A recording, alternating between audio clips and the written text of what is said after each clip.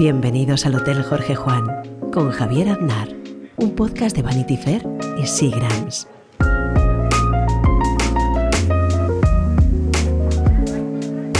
Hoy tenemos de invitado en el Hotel Jorge Juan a Pablo Alzugaray. ¿Cómo estás, Pablo?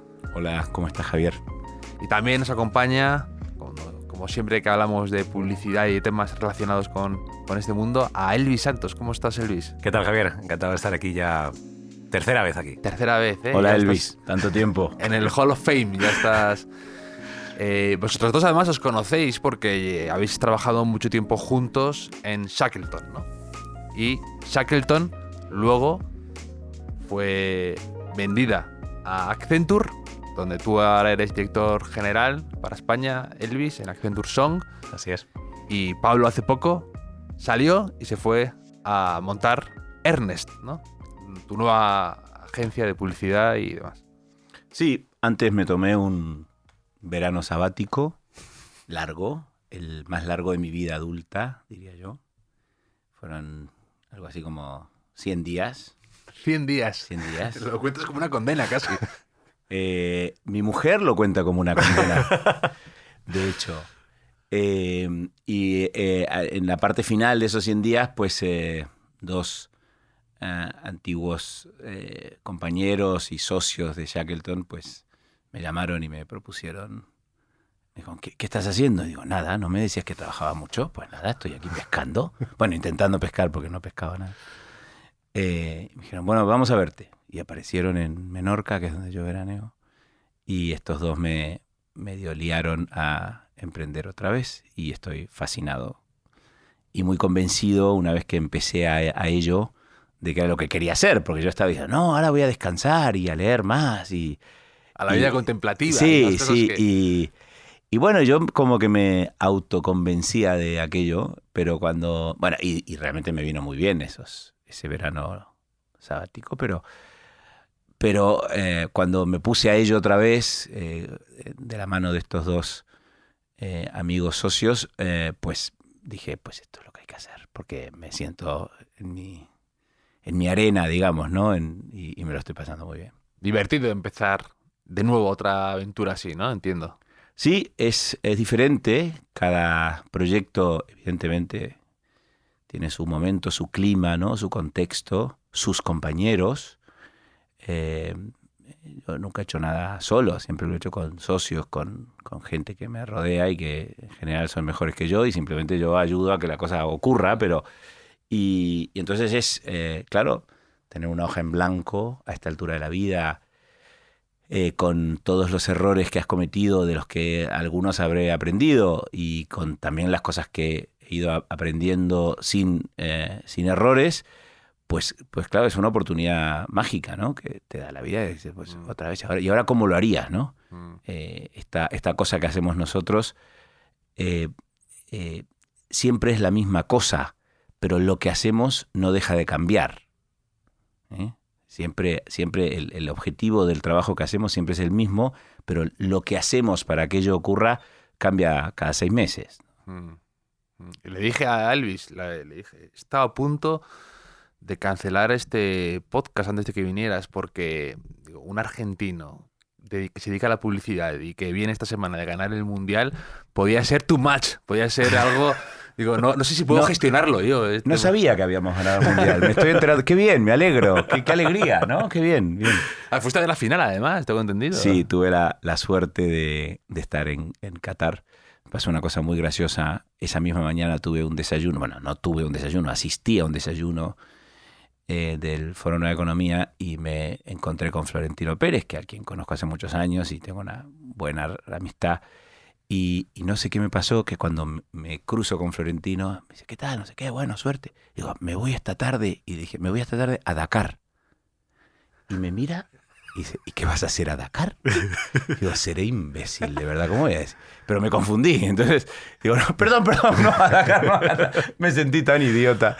Pero sí, estuvimos ahí con un par de amigos de toda la vida. Fue absolutamente inolvidable. Es que fue una final que lo tuvo todo, la verdad. Y lástima que lo tuvieras que ver en Dakar, ¿no? Lástima que yo estaba en Dakar, sí. Es que hubo una historia de estas que fue muy graciosa, de una final, en la del Atlético de Madrid, Athletic de Bilbao, de la Europa League, que era en Budapest y mucha gente se confundió si fue a Bucarest o viceversa. Muchos aficionados. Entonces es un poco parecido a ti el efecto Dakar. Sí, yo tengo un equipo que me ayuda, que no se equivoca tanto como yo y que me sacaron los billetes a donde era, pero me sentí muy tonto delante de Florentino ese día porque dije, ¿qué estoy haciendo? Y luego el partido se ha hablado y se va a hablar tanto, pero para mí una buena síntesis es que es el primer partido de fútbol al que yo asisto en el que el partido es mucho más emocionante que los penales. Sí. O sea, en general la tensión viene en los penales. Aquí la tensión estaba en el partido. Cuando llegamos a los penales ya estaba tan exhausto que ya casi que te daba igual. O sea, no es que te diera igual, pero realmente no tenías más capacidad de emocionarte, ¿no? Y no querías que llegara porque decías, está siendo tan bonito este toma y daca hasta el final. Porque hay prórrogas que son como un pacto no explícito para llegar a los penaltis. Aquí hubo goles, Aquí hubo de todo menos pacto. Exacto.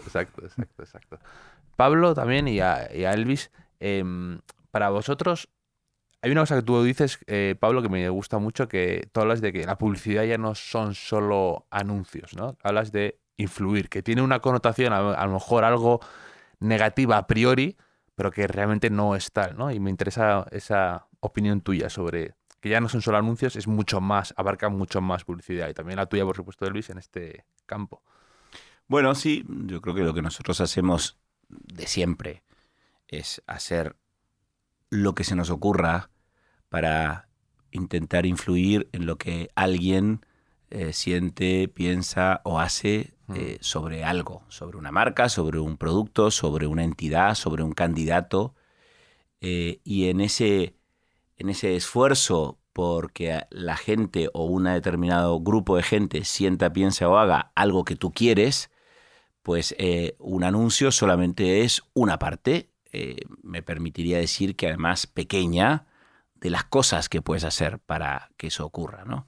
Juan Noncioli, que fue mi socio, mi socio cofundador de Shackleton, siempre hablaba del Guggenheim. Él decía, decía y sigue diciendo, dice, en realidad el Guggenheim de Bilbao es la mejor campaña de turismo que yo pueda conocer. Porque una campaña de turismo no es otra cosa que lo que una región o una ciudad hacen para influir en lo que la gente piensa, siente o hace respecto a esa ciudad, ¿no? Nada ha influido tanto en lo que la gente de dentro y de fuera de España piensan, sienten y hacen, porque de hecho la gente va a Bilbao, como que el primer museo fuera de los Estados Unidos de la Fundación Guggenheim esté en Bilbao. Y por tanto, si en lugar de pensar desde el anuncio, tú piensas desde el objetivo, te sale el Guggenheim. Y vaya por delante que ni Juan ni yo tuvimos nada que ver con el Guggenheim, simplemente usamos el ejemplo. Cuando esta cosa que se dice siempre, que cuando tú le das a alguien un martillo solo de clavos, ¿no? Esto también se puede aplicar a lo que hacemos, ¿no? Porque si tú dices, yo me dedico a hacer anuncios, o yo me dedico a hacer webs, o yo me dedico a hacer apps, cuando viene alguien y te plantea un objetivo, ¿no? Quiero que la gente sienta, piense o haga esto sobre, por ejemplo, los podcasts de Jorge Juan. Si tú haces apps, lo primero que se te ocurre es una app. Y si haces anuncios, se te ocurre un anuncio. Pero si tú no piensas desde el formato, si no piensas desde el objetivo, pues se te puede ocurrir que lo que hay que hacer es una canción. Sí, me parece muy interesante lo del Guggenheim. Además, es verdad que luego lo ves que se quiere replicar. El Guggenheim, mucha gente ha querido hacer lo mismo en otras ciudades. Y no sucede lo mismo. No pasa igual ya se ha perdido eso porque a veces las cosas tienen que suceder en ese contexto, y fue verdad que es un acierto y ha cambiado toda la ciudad. Yo, más siendo de ahí casi al lado, y mi padre ha trabajado ahí toda la vida, veías el impacto que tenía, cómo ha cambiado la ciudad, y lo del Guggenheim me parece muy bueno. Hay un cuento, esta típica leyenda que no he sido capaz de comprobar, pero que dice que en 1789 las empresas que vendían ruedas de carretas en los Estados Unidos tuvieron su mejor año. Nunca habían vendido tantas, y un año después cerraron, ¿no? Hago el cuento corto. Para que la historia tenga sentido hay que explicar que en 1789 se construyó el ferrocarril en la costa oeste de los Estados Unidos, ¿no? Entonces, claro, mientras se construía el ferrocarril, la demanda de ruedas de carreta era impresionante, ¿no? Pero, claro, los tipos no se dieron cuenta, para que la historia tenga sentido, yo no conozco a ninguno de esos, pero no se dieron cuenta de que en realidad su negocio no eran las ruedas de carretas, era el transporte, y que lo que estaban construyendo era el medio de transporte que era mejor que las carretas. Por tanto, la clave... Estaba viendo los clavos de su ataúd como negocio. Claro, entonces claro, la clave es entender a qué te dedicas, ¿no? Si tú crees que te dedicas a hacer ruedas de carretas, te confundes, porque encima los resultados son buenísimos. Pero tienes que entender que tu negocio es el transporte. Entonces, nuestro negocio, nuestra profesión, lo que nos gusta hacer es cosas que ayuden a una marca, a un producto, a promocionarse o a que la gente piense, siente o haga cosas sobre ellos, ¿no? Esas cosas muchas veces son anuncios, pero es importante no pensar que nuestro trabajo es hacer anuncios, porque si no estamos haciendo lo mismo que los que hacían las ruedas de las carretas. Y hablando de ferrocarriles, hablando con Elvis, me dijo también que te cuente la historia del tren. Y me parece un buen momento para enlazar ferrocarriles y trenes, me parece muy... Has estado ahí, sagaz, ¿eh? Sí. ¿Cómo se dedica a esto? Entonces sabe que, ya sabe cómo tirar las cuerdas para que vaya. Bueno, la historia del tren, imagino, porque Elvis y yo nos conocemos mucho, que se refiere a cómo encontré mi segundo trabajo en España. Yo llego a España en el año 90 después de hacer un trabajo para una empresa española en Latinoamérica en una agencia que es la que me enseñó a trabajar, que se llama Di Paola, que sigue existiendo. Y entonces esa empresa se llamaba Direct Mailing y el trabajo que habíamos hecho para ellos en Latinoamérica, la voy a contar la historia, pero es larga, ¿eh? No sé cómo. Elvis me dijo antes, frases cortas. Claro, para un argentino frases cortas es complicado, pero y esta historia es larga, pero voy a tratar de ser sintético. La historia es así. Nosotros, esa empresa lo que hacía era, le vendía cosas por correo a los titulares de las tarjetas de crédito de, no sé, de American Express, de Visa. Y entonces lo que hacíamos eran campañas de marketing directo en aquel momento para vender eso a esta gente. Bueno, yo vengo a España a trabajar para esa empresa de la que había sido proveedor en Latinoamérica y empiezo a trabajar en España para ellos. Eso por un lado. Por otro lado, yo vivía en El Escorial y todos los días iba en tren desde Chamartín al Escorial. Iba por la noche. Y un día decidí preguntarle a la persona que conocía en American Express en Argentina que me diera el nombre de su homónimo en España. Y lo llamé para proponerle hacer en España lo que habíamos hecho para la empresa española en Argentina. Entonces me fui a comer con este señor, me fui a ver a este señor, me dio una cita, me fui a verlo y nos caímos bien y acabamos comiendo y estuve un día, una mañana y un mediodía maravilloso con este señor, el de American Express en España.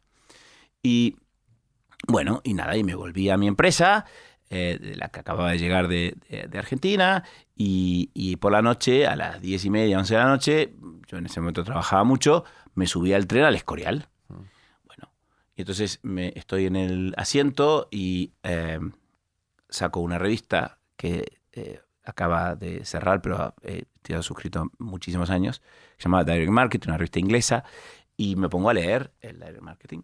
Y entonces se sienta el señor que está sentado enfrente de mí, me baja así con el dedo a la revista y me dice, perdona, no te quiero molestar, pero veo que estás leyendo sobre marketing directo. Y digo, sí, pues a mí me gustaría hablar contigo porque yo trabajo en una agencia de marketing directo. Digo, pues qué bien. Sí, es la agencia de marketing directo de Contrapunto. En ese momento, Contrapunto, yo venía de estudiar en Argentina en la universidad. Contrapunto era la agencia, sí. La agencia, en el año 90, quiero decir, acababa de ser Agency of the Year en Cannes, era la agencia. increíble. International Agency of the Year por Advertising Age. O sea, no había una agencia más exitosa en el mundo. Y estaba en España. Y este señor era el de la agencia de marketing directo de esa agencia. Entonces yo, cuando el tipo me dijo eso, dije, ostras, Y entonces me puse a hablar con él, ya con intención, ¿no? Y entonces le empecé a contar mi historia. Y cuando le estaba contando mi historia, el tipo abre un maletín y me dice, oye, un segundo, vas a pensar que esto es raro, pero tú no te llamarás Pablo Alzugaray, ¿no? Entonces yo me asusté, ¿no? Parecía una película de espías. Claro, porque era que sí, que ahí no había móviles. Yo digo, esto es un señor de migraciones que me viene a echar de España. Yo no sabía lo que estaba pasando. Me dijo, no te asustes. De hecho, me dijo, no te asustes. Pero yo, me dijo, te voy a contar lo que ha pasado. El clic del maletín. Sí, porque en esa época había maletines, estaba el clic, ¿no? Sí. Entonces saca y me dice, te voy a contar lo que está pasando. Y me dice, mira, yo estoy montando una agencia de marketing directo para Contrapunto. Y resulta que estoy montando un equipo. Y he llamado a un amigo mío que trabaja en American Express esta tarde, hace 3 horas, y le he dicho, oye, estoy buscando gente para esto. Y me ha dicho, mira, he comido con un argentino que viene, que no lo tienes que conocer. Y me ha contado la misma historia de tu vida que me acabas de contar.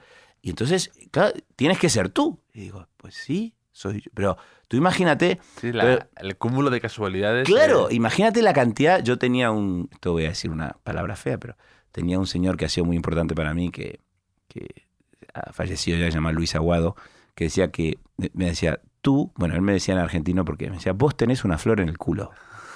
Y yo no sé si tengo una flor en el culo, que es una expresión que se usa en Argentina para decir tienes suerte. La verdad es que en general he tenido suerte. Y eso es un buen ejemplo, ¿no? Porque el señor se podría haber sentado 2 asientos más allá, yo podría haber no leído la revista, o sea, miles de cosas, ¿no? Ese mismo día, o sea, es una alineación mágica, ¿no? Pues me parece muy buen ejemplo, porque aquí hemos hablado mucho sobre la suerte, sobre si existe o no existe. Y lo tuyo que acabas de decir me parece un buen ejemplo, porque evidentemente hay un golpe ahí de azar o de fortuna, pero también por otro lado lo miras y dices, oye, tú a lo mejor eras un chico joven que venías de trabajar a las 11 en el tren y te pusiste a leer una revista inglesa sobre tu especialidad. Eso es también que la suerte te pille trabajando, ¿no? Que eso es lo que decía también, ¿no? Picasso y todo esto. Es verdad que hay golpes de suerte, pero si tú no estás haciendo lo que se supone que hay que hacer a veces, no te va a llegar nunca esa oportunidad. Entonces eso hay que estar, y para estar a veces hay que estar, pues eso, trabajando esta tarde o leyendo o contagiando un poco alrededor tu pasión por algo, ¿no? Entonces, Sí, yo creo que la suerte en mi vida es un factor, sin ninguna duda, pero también creo, sin falsa modestia, que siempre he trabajado mucho. Esa afirmación también tiene una crítica posible, ¿no? Yo siempre he sido de muchas horas y me paso la vida casi... esta entrevista empiece a entrar en el terreno de la terapia analítica, pero del psicoanálisis, pero no, digo que me paso la vida justificándome por trabajar mucho, ¿no? Me paso la vida. Pero ya no me justifico más. O sea, yo trabajo mucho porque me encanta el trabajo que hago y yo no vivo el trabajo como algo especialmente duro o no sé, yo leí un librito hace muchos años de Pekka Hinamem que se llama La ética hacker, que os recomiendo mucho, que plantea que frente a la ética en la que estamos educados, ¿no? En la cual el trabajo, no sé si decirle judeo-calvinista, ¿no? El trabajo es una cosa dura, que lo que tú quieres es, en el fondo, no hacer. Hasta tal punto, ¿no? La religión nuestra religión nos educa de tal manera que el trabajo es algo que tú casi te sacrificas, ¿no? Las llagas en las manos, la sangre, el sudor, ¿no? Y entonces luego se lo ofreces a Dios y eso te dignifica y te hace mejor persona porque tienes las manos, ¿no? Esa lógica del trabajo, esa ética. O frente a la ética liberal del trabajo, el trabajo es una cosa que no quiero hacer, pero es aquello que me permite enriquecerme para cuando sea suficientemente rico dejar de hacer y descansar, ¿no? Bueno, este libro lo que plantea es que hay otra ética del trabajo que él, el libro la llama La ética hacker, que primero hace un descargo sobre la palabra hacker, dice que la palabra hacker se ha pervertido de alguna manera, porque lo asociamos a lo que antes se llamaban los crackers, que eran los que rompían las barreras de seguridad. El libro habla de que el hacker lo que hace es que no discute el componente económico del trabajo, pero lo que promueve o lo que defiende es que hay una enorme felicidad o una gran realización en trabajar y en que aquello que haces a ti te parezca que vale la pena, que está bien hecho, digamos, ¿no? Él pone el ejemplo todo el rato de un carpintero, que dice, bueno, un carpintero termina una silla, sabe que la silla la va a vender, la tiene que vender, quiere venderla porque tiene que comer, pero termina la silla, la pone sobre su tablero y mira la silla y dice, joder, qué bien me ha quedado la silla, qué bonita está, qué simetría, qué equilibrio, qué armonía. Y además llama a otro que está igual de loco que él y le dice, boludo, mirá qué bien me... Y el otro dice, sí, te quedó buenísima la silla. Esa lógica de disfrutar del trabajo, cuando el trabajo de alguna manera te realiza, es preciosa. Y huye de esa otra lógica del trabajo como algo que quiero evitar o que es duro. Entonces, a mí me gusta mucho lo que hacemos y no me quiero justificar más. O sea, quiero vivirlo con la tranquilidad de decir, aquí estoy, ¿no? Yo además, primero doy fe de que le gusta a Pablo mucho trabajar. Yo creo que hay una generación de publicitarios o especialistas en comunicación que hemos aprendido mucho de lo que sabemos, o al menos yo. He trabajado con Pablo 17 años. Yo creo, se lo dije en una carta que le mandé, que yo creo que es lo más parecido a un mentor que tendré en mi vida. Gracias, Elvis. Soy joven todavía.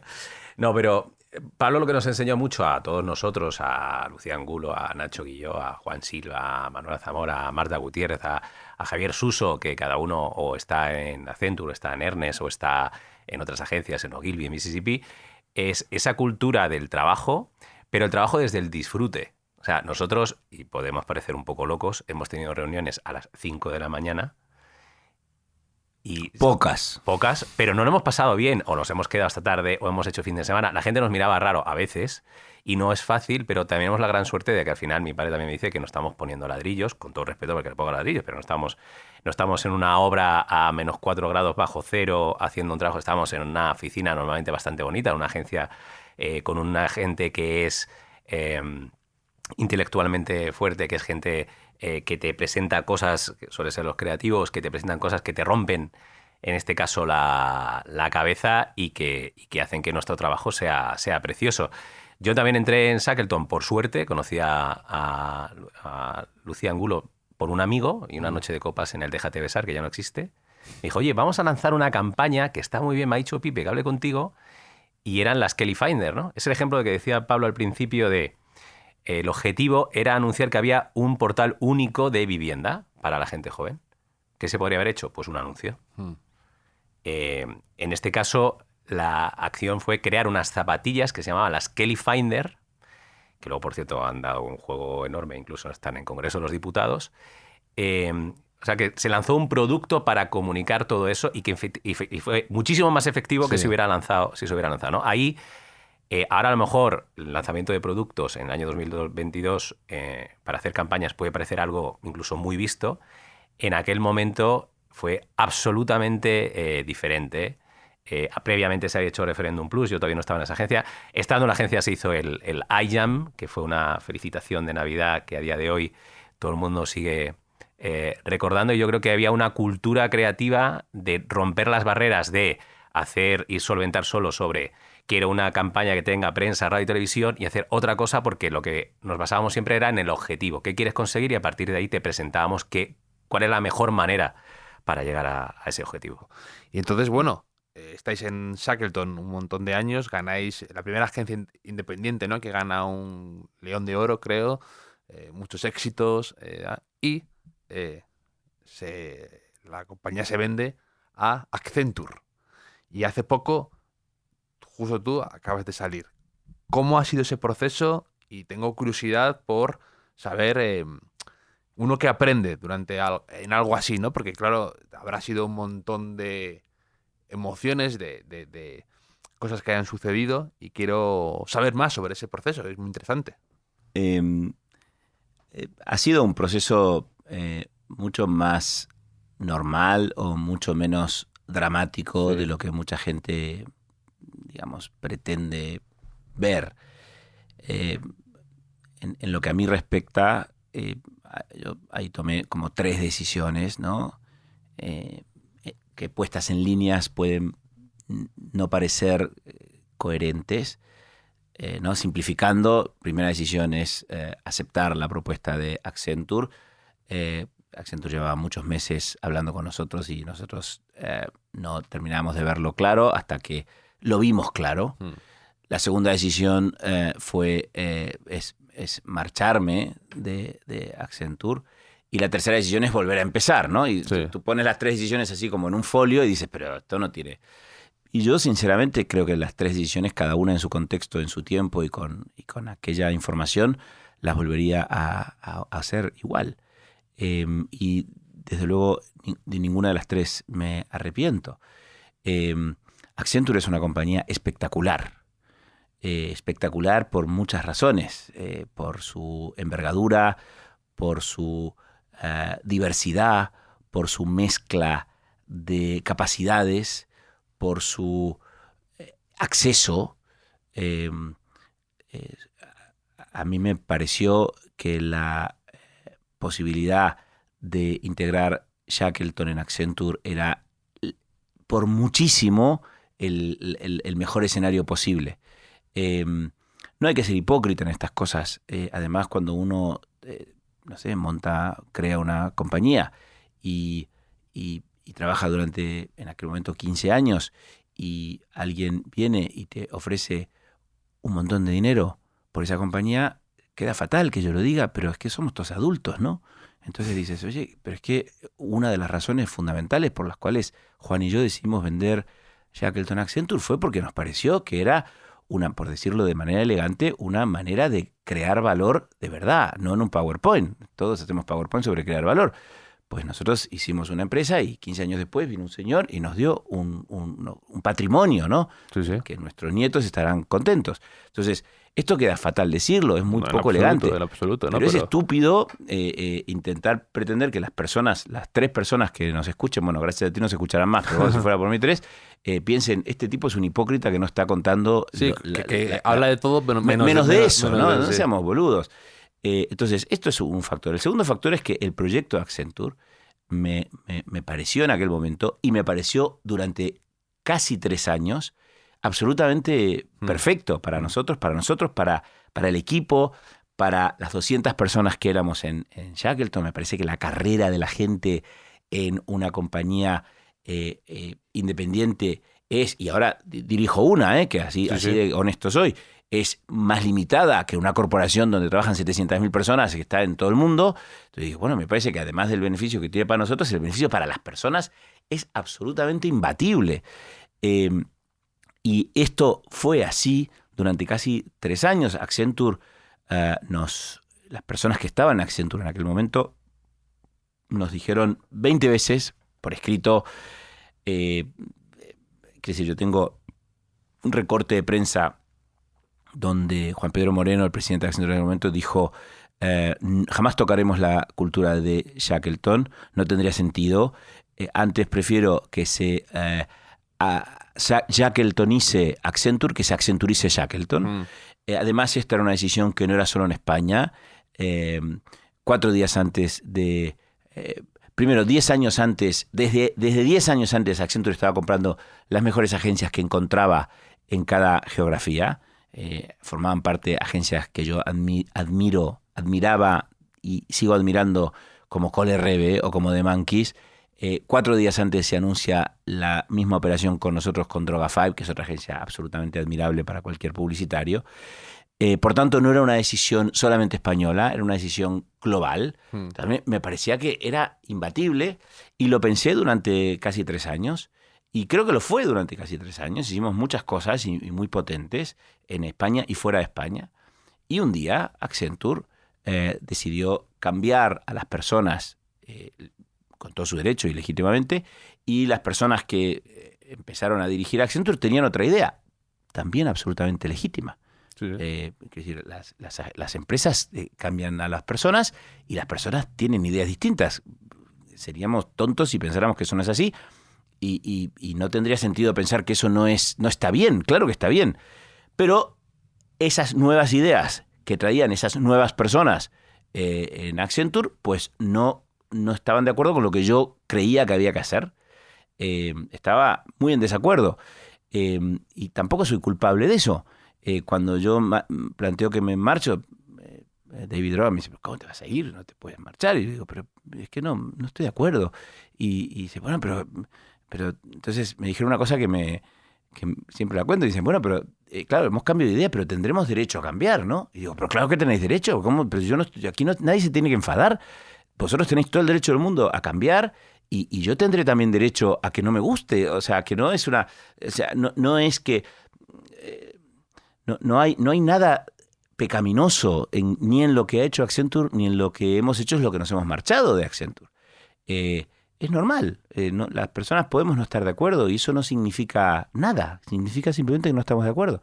Y tenemos la suerte de que Accenture Song es una compañía absolutamente potente y absolutamente exitosa y con un futuro envidiable sin mí.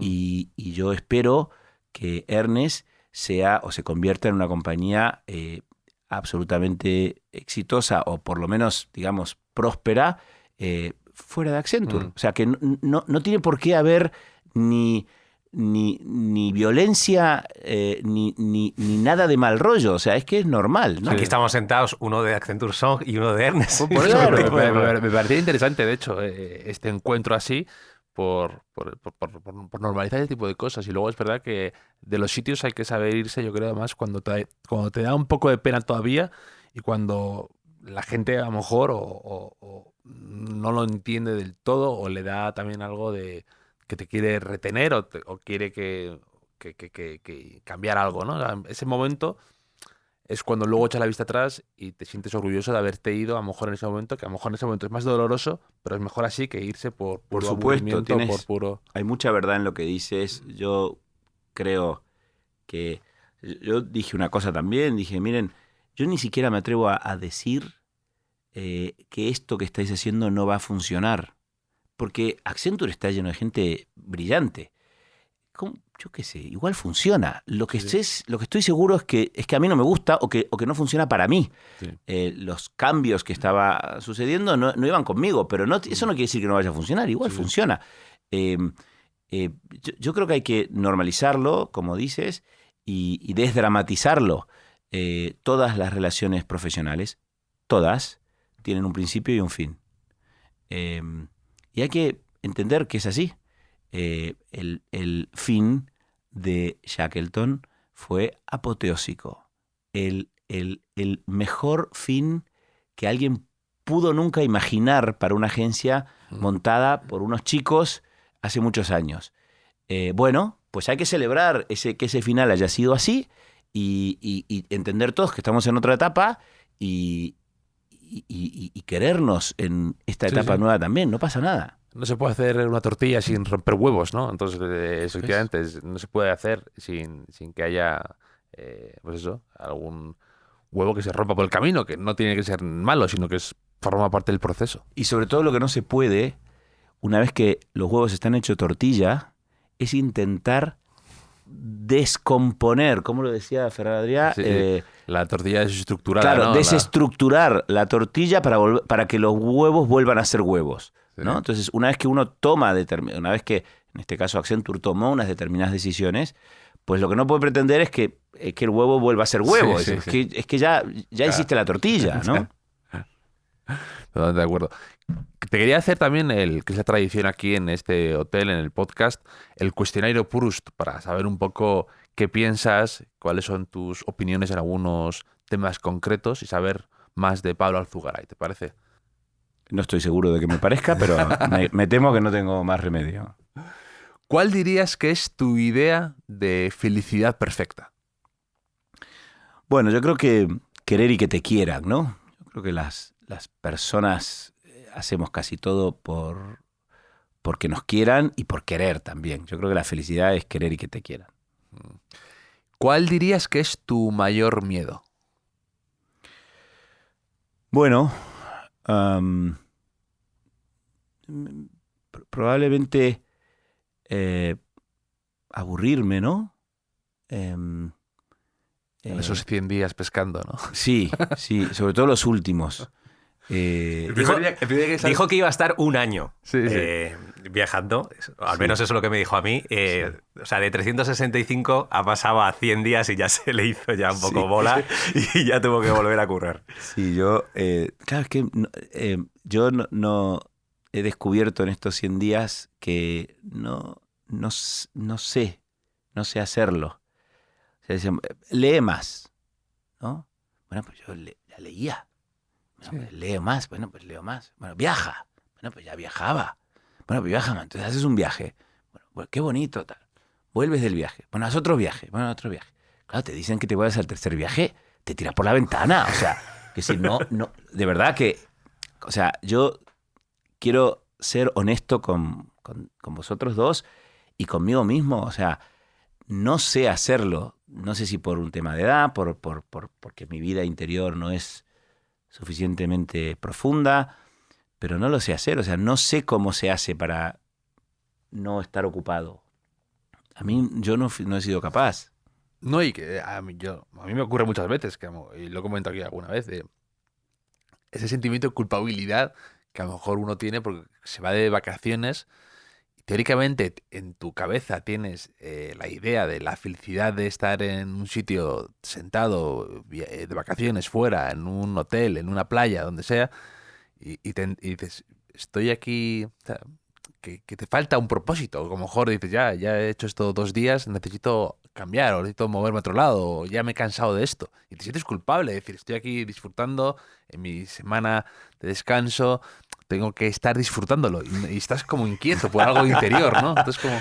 Tal cual. Yo no creo que no lo paso tanto por la culpa, aunque seguramente algo, pero no tanto, sino por el tema de aburrirme. Sí, eso, sí, todo. De decir, sí, pero a ver, el descanso es un estado mental. Sí.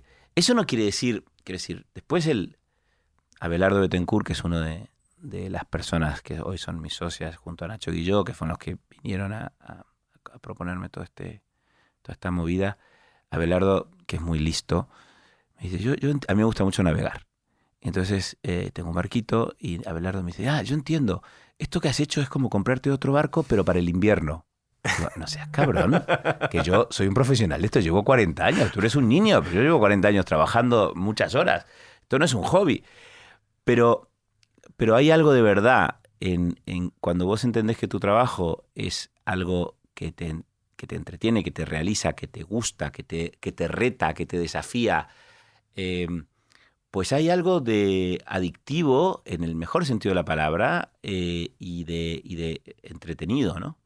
Y bueno, y como decía antes, llevo, desde que hemos empezado con esta historia, como justificándome todo el rato y ya no me quiero justificar más. Hoy va a ser el último día, aquí oficialmente, que me voy a justificar. Sí. ¿Y un rasgo que no te guste de ti mismo, aparte de tus justificaciones o de...? Bueno, hay muchos rasgos que no me gustan de mí. Uno, probablemente el que menos me gusta, es cuando no dedico a las formas el tiempo necesario. Yo he tenido... no quiero que penséis nadie que soy un maleducado, mis padres me educaron bien, pero es verdad que a veces voy muy rápido y con la gente que tengo más cerca o que tengo más confianza, Sí. he tenido que pedir demasiadas veces disculpas por mis formas y eso lo odio. ¿Viste cuando vos haces algo que está mal y después te das cuenta y vas y pedís disculpas y entonces después lo vuelves a hacer? Y decís, pero boludo, yo ya sabía que esto estaba mal, pues ya pedí disculpas. Y eso a veces mi temperamento, mi mi velocidad, no mi velocidad, la velocidad a la que ocurren las cosas o a la que yo creo que ocurren las cosas, a veces no me permite cuidar como me gustaría. Y lo odio eso de mí y procuro que no pase porque soy consciente, pero sería un mentiroso si no dijera que a veces me sigue pasando. Y entonces tengo que volver y decir, no, por favor. Y entonces vuelvo y entonces eso no me gusta nada de mí. Digo esto porque cuando yo hago esta pregunta, esa pregunta que me acabas de hacer, yo la hago mucho en las entrevistas a la gente. Y una cosa que no me gusta es cuando me responden con un falso elogio. Sí, cuando me dicen, es que soy demasiado autoexigente. Digo, anda a la mierda. O sea, ¿sabes? Digo, te estoy preguntando algo que de verdad no te guste de ti, no algo que en el fondo quieras decir, bueno. Claro, sí. Entonces, yo te digo la verdad, eso no me gusta de mí. O sea, de verdad no me gusta. O sea, me gustaría desterrar esa parte de mí. Sí. Pero tengo un montón, ¿eh? Tengo varios de esos. Me ha recordado el día que me entrevistó a mí, justo antes de Navidades, por esta fecha. Y me hizo una pregunta que yo también hago ahora en las entrevistas, que era, no sé si se acordará, y me dice, oye, ¿tú eres feliz? Y con la insolencia que te dan los 26 años, y dices, oye, porque ¿a ti qué te importa? ¿No? Pablo ahí tuvo un poquito de paciencia, que no suele tener, pero ese día lo tuvo, y me dijo, bueno, pues lo digo fácilmente, es si la persona que es feliz en su vida, pues irradia esa felicidad en el trabajo, y no es un foco de energía negativa. Y el que no lo es, pues obviamente eso lo trae el trabajo, que pasamos muchos ratos, bastante más rato muchas veces que con nuestras familias. Y, hombre, claro, dicho esto, pues obviamente soy feliz. Bueno, es que soy genuinamente feliz, ¿no? Y es algo que me parece clave en cualquier aspecto de la vida y sobre todo en un trabajo donde el nuestro tenemos muchas conversaciones, muchos momentos, como dice Pablo, de prisa, de presión, y tener que sea un grupo de gente feliz ayuda mucho a que el trabajo lo disfrutes y que sea realmente una buena experiencia, porque vamos a tener que pasar mucho tiempo juntos y mucho tiempo trabajando, pues qué mejor que haciéndolo disfrutando. Y lo que comentas de las formas me ha hecho pensar, precisamente, justo escribo sobre eso en mi última columna en Vanity Fair, de cómo a veces, que lo pienso y no tiene ningún tipo de sentido, hablo de cómo yo puedo ser extremadamente cuidadoso y educado en las formas con alguien que sé que no voy a volver a ver en mi vida, y luego con la gente que sé que se desvive por mí, puedo ser más brusco. Y lo piensas y dices, no tiene nada de sentido ese comportamiento, ¿no? Cuento un ejemplo de que estaba en un viaje y tenía que ir a un restaurante que estaba en lo alto de una montaña, y me subí a un taxi y era un auténtico inconsciente el hombre, conduciendo por unas curvas, por un escudo de montaña, por un puerto de montaña a no sé qué velocidad, y yo estaba aterrado, pero no dije nada, ni me puse el cinturón para no ofenderle, ¿sabes? Para no... Y no dije nada, yo callado, manteniendo la compostura, y digo, de repente he depositado mi vida en las manos de este completo desconocido, y encima no me quejo. Y luego, con las personas que más quiero, sí, me enerva la tontería más minúscula que sé que hacen por mi bien o lo que sea. Entonces, no tiene nada de sentido ese tipo de comportamiento. Y me parecía gracioso por lo paradójico. Sí, es una contradicción más, ¿no? Bueno, cambiemos de pregunta, que si no se va a centrar demasiado la charla en lo que no me gusta de mí. Tampoco se trata de eso. No, un rasgo, de hecho, la siguiente es un rasgo que no te guste en los demás. La desidia. No la soporto. No puedo con la desidia.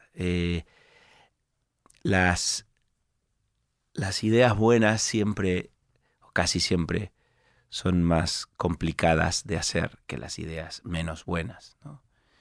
Y la mayor parte de las veces contra lo que nos enfrentamos los publicitarios es contra la dificultad que supone hacer una idea que valga la pena, ¿no? Porque es más trabajo, porque es más complicado, ni siquiera es más dinero a veces, ¿no?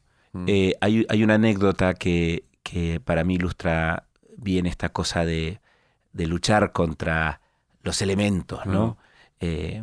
Jorge Martínez, de la agencia Germinal, creó hace muchos años una campaña que se llamaba Pastillas para el dolor ajeno, que era una campaña para médicos del mundo que consistía en que vos ibas a la farmacia y podías comprar unos caramelos, pero el dinero se donaba a médicos del mundo. Contada rápido, ¿no? Era una idea muy brillante. Y se llamaba El nombre era maravilloso, pastillas para el dolor ajeno. Y entonces le dimos un gran premio, creo, en San Sebastián, no me acuerdo. Entonces yo aplaudía como loco, ¿no? Y le contaba a la gente que tenía alrededor que en realidad no estaba aplaudiendo la idea. Estaba aplaudiendo que Jorge y su equipo habían hecho una cosa para mí maravillosa, y es que habían estado 2 años convenciendo, comunidad autónoma por comunidad autónoma, a todos los consejeros de sanidad, que algo que no era un medicamento se vendiese en las farmacias, que iba contra la regulación, ¿no? Esa cosa de hacer que las cosas pasen, yo le doy mucho valor. Y por tanto, cuando alguien se rinde y entra en desidia, es un rasgo que no soporto. Es decir, no soporto que algo no suceda por desidia. Yo creo que hay gente que trabaja en algo y gente que es algo, ¿no? Tú puedes trabajar en publicidad o ser publicitario, ¿no? Entonces a mí me encanta la gente que es publicitaria, que esta profesión, hay profesiones más trascendentes, ¿no? Ser médico o ser maestro, ¿no? Son profesiones más importantes, ¿no? Desde el punto de vista de la trascendencia que tienes. Pero esto es una vocación también. Puede ser que haya otras profesiones más trascendentes, pero no hay muchas más estimulantes. Entonces, claro, yo digo, cuando un equipo está pensando en una mesa, una idea, en una mesa redonda, están pensando en una idea o están pariendo un proyecto y llegan a una idea, por decir algo, vamos a decir, 7 puntos, ¿no? Sobre 10. Claro, la mayoría de la gente dice, bueno, ya está, ¿no? Tenemos una idea, son 7 puntos, esto el cliente lo va vamos a pensar que el cliente lo va a aprobar, la agencia lo va a facturar, el cliente va a hacer la campaña y va a obtener sus resultados, pues ya está, ¿no? Pero hay gente muy poca, maravillosa, que cuando tiene una idea 7 puntos, dice, es una mierda, vamos a seguir pensando hasta que encontremos una idea 9 puntos y medio. Ese instante donde alguien decide no conformarse es lo que cambia todo. Y esa gente, cuando piensa eso, y vuelvo a lo de la ética hacker, sería hipócrita pensar que lo hacen por la marca para la que trabajan. No es verdad. Ni siquiera es verdad, y sería otra vez políticamente correcto decir que lo hacen por la agencia para la que trabajan. Tampoco es verdad. Lo hacen porque esa noche, cuando se sientan en su coche o en el asiento del metro y apoyan la cabeza así y cierran los ojos y dicen, joder, lo que acabamos de sacar. Esa satisfacción de decir, esto que acabamos de hacer nos encanta, es lo que paga todo. Entonces, y eso es lo contrario a la desidia, ¿no? Y entonces ese instante mágico de esa gente mágica es lo que para mí hace que esto valga la pena. Sí, muy de acuerdo que esa íntima satisfacción, que es muy difícil de medir, pero todos sabemos reconocer muy bien, que es la satisfacción después del trabajo bien hecho, después del momento del carpintero que tú dices que pasa la mano por la silla y está orgulloso de lo que ha estado en el taller haciendo, o cuando después de que consigues algo, aprobabas un examen muy difícil y lo sabías que habías hecho bien. Esa íntima satisfacción es lo que mueve, es lo que mueve de verdad el mundo, y a veces te conformas con algo antes pensando que lo has tenido, pero sabes que no has experimentado eso. Exactamente. Es muy adictivo eso. Y además te diré que es verdad lo que comentas, esto de hacer que las cosas pasen, porque Elvis, que hablando con él de muchas cosas de la vida, yo le he pedido consejo en cosas, eso me lo ha repetido muchas veces. Y siempre dice, como dice Pablo Alzugaray, hay que hacer que las cosas pasen. Eso siempre lo ha repetido muchas veces y es verdad que lo tiene muy presente también. Un mentor de verdad. Yo también digo muchas veces, como dice Elvis Santos. Sí, no creas. No, es verdad. Muchas veces hablamos de eso muchas veces en España, que somos muy de bares, es decir, ¿cuántas ideas habrá habido en los bares que eran maravillosas? Y como al día siguiente nadie cogió las riendas y dijo, y ahora voy a hacer que esto pase. Yo por eso, cuando hemos hablado muchas veces, no cambiaría mi profesión, porque trabajas con mucha gente y de repente a veces la fuerza de ponerte delante del proyecto y tirar la tienes tú, otra vez la tienen otros. porque también los contextos son los que son, pero siempre estás ahí y damos mucho la vara a nuestros amigos y a nuestras familias porque no hacemos cosas trascendentes, pero a nosotros eso es nuestra gasolina vital y no sabemos trabajar sin pasión, y yo lo he aprendido en esta escuela que para mí ha sido Shackleton. No, pero es verdad que ser resolutivo en esta vida es fácil decirlo y hacerlo menos. Y cuando te cruzas con gente que empuja, que consigue que las cosas al final crucen la línea de meta, es gente que quieres tener a tu lado siempre.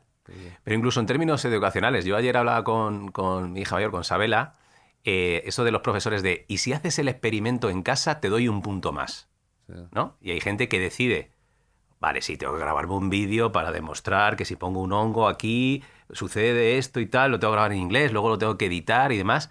Yo es que no es que diera un punto, es que te quito el examen, ¿no? Es decir, porque la gente necesita que le eduquen desde el principio de, oye, si haces un esfuerzo, lo vas a tener, en este caso, recompensado. Incluso muchas veces, aunque no haya una recompensa, que la recompensa sea tú mismo diciendo, qué orgulloso estoy, que en vez de leerme qué genera un hongo si lo pongo sin tapar durante un día y entra el oxígeno y todo eso, y verlo a leerte un libro y que se quede ahí, ¿no? Yo creo que es un gran cambio que deberíamos tener y que cada uno de nosotros en casa pues nos tocará a nuestros hijos o los que tenemos en entornos trasladarle también eso, ¿no? Esos valores.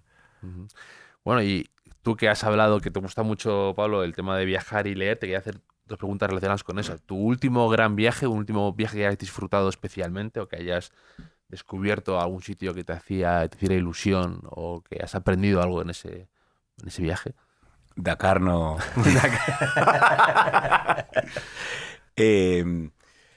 Bueno, yo creo que el último viaje, digamos, que me ha gustado particularmente fue un viaje que hicimos a caballo con mis amigos y mis hermanos y los hijos de todos, que cruzamos de Argentina a Chile, 7 días con sus 6 noches. Pasamos un poco de frío por la cordillera de los Andes, pero yo recuerdo una conversación que tuve en ese viaje con mi sobrino, Francisco, que tiene, no sé, 14 años y que nunca había hablado tanto con él, ¿no? Y de repente los viajes tienen esa cosa que crean como cápsulas que te aíslan, ¿no? de tu vida del día a día, ¿no? Ese viaje por los Andes me pareció, bueno, qué bonito, muy especial. ¿Y un último libro que te haya deslumbrado, que te haya interesado, que hayas subrayado alguna idea? Sí, pues, bueno, hay uno profesional que es Científicos del Caos, de un periodista italiano que, bueno, que utiliza todos los hechos que han ocurrido en Italia en los últimos 20 años y los explica desde el uso de las redes sociales, de las tecnologías, de cómo eso ha cómo ha influido en la gente, ¿no? Y después, aunque no es el último que he leído, el que he mencionado, ¿no? La ética hacker me parece un libro que a mí me marcó mucho. Y bueno, ya estoy. ¿Y tú, Elvis, algún libro que te hayas leído últimamente que te haya hecho pensar o que te haya gustado compartir con alguien? Pues la verdad que últimamente el tema de lectura me está costando mucho leer libros que tengan cierta densidad. Estoy leyendo mucha novela negra de Don Winslow, que lo recomendaste tú. Estoy, de hecho, leyendo ahora mismo El Cártel, porque digamos que últimamente tengo poca capacidad de concentración, no habla muy bien de mí, como para leer cosas que sean como muy arduas, ¿no? Sí, meterte ahí. Entonces, leo porque esa es parte esencial de mi vida. Pablo siempre me lo decía mucho, incluso a veces me hacía bromas con eso. Pero leo mucho eso y luego estoy leyendo muchas revistas. De hecho, estoy suscrito a tantas cosas que muchas veces tengo como una sensación de no lo leo, no lo veo. Entonces estoy leyendo muchos artículos, reportajes y demás que en ese momento de antes de dormir, hacer un poco de revisión del día es lo que tengo. Pero no he tenido ningún gran libro que recomendar ahora mismo. Yo tengo ahí con el tema de las suscripciones a las revistas, que yo estoy suscrito a muchas, hay un tema ahí que es algo raro, que cuando te llega a casa es demasiado cómodo y se te van acumulando, o a mí me gusta ir al kiosco o ir a una tienda y comprármela, y ese ejercicio hace que lo valore un poco más de cuando me llega a casa la revista o el periódico de turno y parece ya como un deber impuesto o algo. Es como que parece que te están obligando, que es una tarea que tienes que hacer. Cuando lo hago yo es más proactivo y no sé por qué mi cerebro lo hace más apetecible. Eso. Cuando me llega a casa, que estoy suscrito a muchas revistas, pierde algo de esa magia, fíjate, es raro. Lo que sí es maravilloso es estar suscrito al periódico y te lo lleven a casa. Sí, tú eso los domingos, ¿no? El País. Y eso es la gozada más... O sea, levantarte por la mañana, ir al felpudo y que esté... Como Tony Soprano. Como Tony Soprano, efectivamente, pero desayunando algo con menos glamour, como un chocolate con churros, por ejemplo, eso sí que es una maravilla total. Sí. Voy de acuerdo. Y un olor favorito que tengáis los dos, algo así que os transporte o que os guste especialmente o que os haga pensar en algún otro sitio o lugar. ¿Tenéis algún olor favorito? No, la verdad es que soy mal oledor. Sí. No tengo muy desarrollada esa. Me gustan los olores, pero, por ejemplo, tengo un amigo que es muy fanático de los olores y es un aromista, digamos, casero, pero yo, con que no huela mal, o sea, no tengo muy desarrollado ese sentido, la verdad. Creo que no mentiría si dijera otra cosa. Sí, ahí... Yo soy muy friki de eso y me encanta ir por la calle, y sé que no suena a lo mejor que pensáis que soy un psicópata, que es ver a alguien, ¿no? Al final, muchas veces por la calle en sí misma o pensando mucho en cómo es la vida de alguien. Al final, para trabajar en lo nuestro tienes que saber cómo es la gente, porque al final si no conoces a la gente es difícil que hagan algo. Ver a alguien por cómo va vestido, por qué va haciendo, y cuando pasa a tu lado es pensar cómo va a oler, si lleva o no lleva perfume, y en el caso de que... ¿Cómo huele ese perfume? Si huele dulce, si no huele dulce. A mí es una cosa que me gusta. O sea, soy una persona muy, muy de olores. A mí el olor que más me gusta es entrar a una casa y que huela a comida. Sí, porque da sensación de hogar, efectivamente. Sí. Tienes toda la razón. No lo había pensado y a mí también me gusta. Es lo que más... No sé, yo en casa de mis abuelas, en las casas en general, siempre se ha cocinado mucho y siempre ha habido ese olor. Y para a mí es la sensación de hogar. Por eso, por ejemplo, en los hoteles... Me encantan las habitaciones, pero si tuvieran un olor que no tan desarrollado, sino que buscaran algo que te haga sentir más estar en casa. Yo lo hablo mucho con Juan Milleiro, que es un amigo, un ex Shackleton también, que está en NH, y le digo que por qué no hacen la prueba de eso, para darle vida a un hotel que huela a comida, no a fritanga, a lo que nosotros entendemos como que huela a comida. Sí, es verdad, porque te transporta a la casa de tu abuela o a sensación de familia o de hogar o de algo que está a punto de suceder, ¿no? Es como la anticipación de lo que... O sea, como cuando estabas en el colegio, ¿no? Y empezaba a oler la comida del comedor o de la casa al lado y te entraba a ti como ya las ganas de ir perro de Pavlov, ahí, total. Perro de Pavlov, auténticamente. Sí. Sí. A mí, por ejemplo, fíjate, me gusta... Eso sí que es de auténtico psicópata, como tú dices, pero cuando voy a nadar, a veces compartes calle con otra persona y se mete en la piscina y hay algo ahí de la crema que se ha puesto, de su colonia, que aún tiene algo de olor, y me gusta estar nadando y olerlo, ¿sabes? Que es totalmente extraño, pero me gusta, me da como sensación de que conoces más a esa persona. Eso es de primero de Jeffrey Dahmer, ¿eh? Sí, totalmente, no tengo ningún problema en admitirlo. Un error en tu vida profesional o de lo que fuera, del que aprendieras, un error de estos que te parece útil tenerlo presente. Bueno, la verdad que muchos estoy intentando... agruparlos, categorizarlos. Sí, hacer un ranking infinito. Bueno, yo creo que este es un negocio que es una profesión que depende absolutamente de la gente de la que te rodeas. Es contraintuitivo pensarlo, pero es mucho más importante conseguir que alguien talentoso trabaje contigo que conseguir un cliente. Hay muchos más clientes que personas talentosas.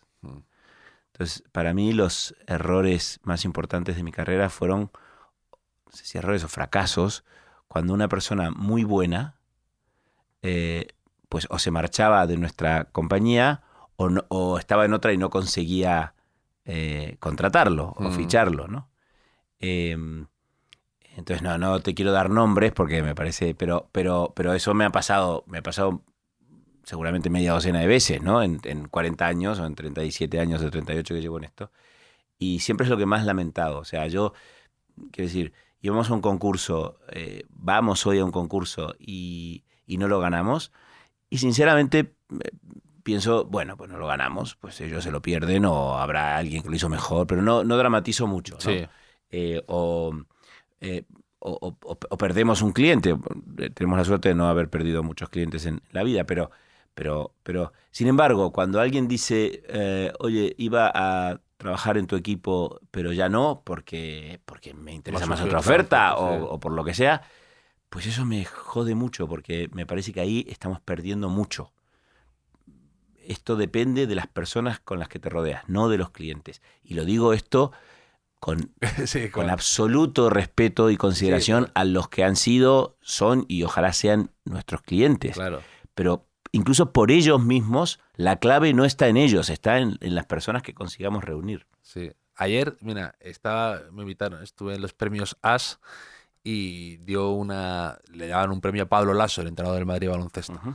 Y contó algo muy interesante, porque también estaba Rudy Fernández, que le iban a dar otro premio, y le decían, oye, ¿puedes contar alguna anécdota de Rudy Fernández? Que has ganado todo con él, que algo interesante. Y decía Pablo Lasso, pues mira, yo en todos los partidos importantes de posesión de último segundo en el que se decide el partido, cuando el tiempo muerto hacía la jugada ensayada, pues siempre decía, saca a Rudy y se la pasan a Yul no sé qué, no sé cuánto. Entonces que un día llega Rudy, ha pasado unos meses y le dice, oye, mister, coach, yo me parece muy bien que cuentes conmigo para sacar, pero a veces me gustaría meterla. También puedo meterla, ¿no? También puedo tener esa capacidad.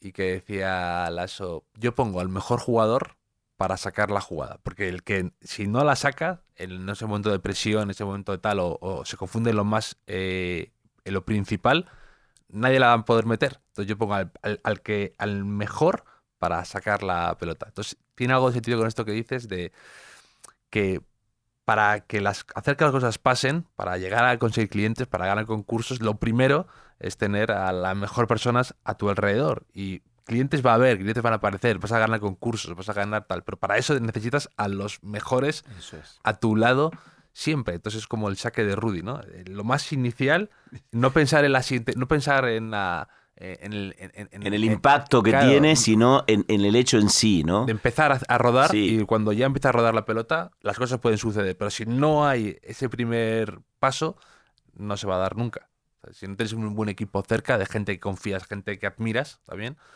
no vas a llegar a meterla, no vas a ganar el concurso, no vas a ganar la marca, no vas a ganar el cliente. Eso es así. Sí. También, si recuerdas, el primer disco que te compraste, por ejemplo. Sí, perfecto. Queen, The Game. Fue el primer disco que compré con mi dinero. Sí, así ese momento que recuerdas de abrirlo, ¿no? De ir a la tienda.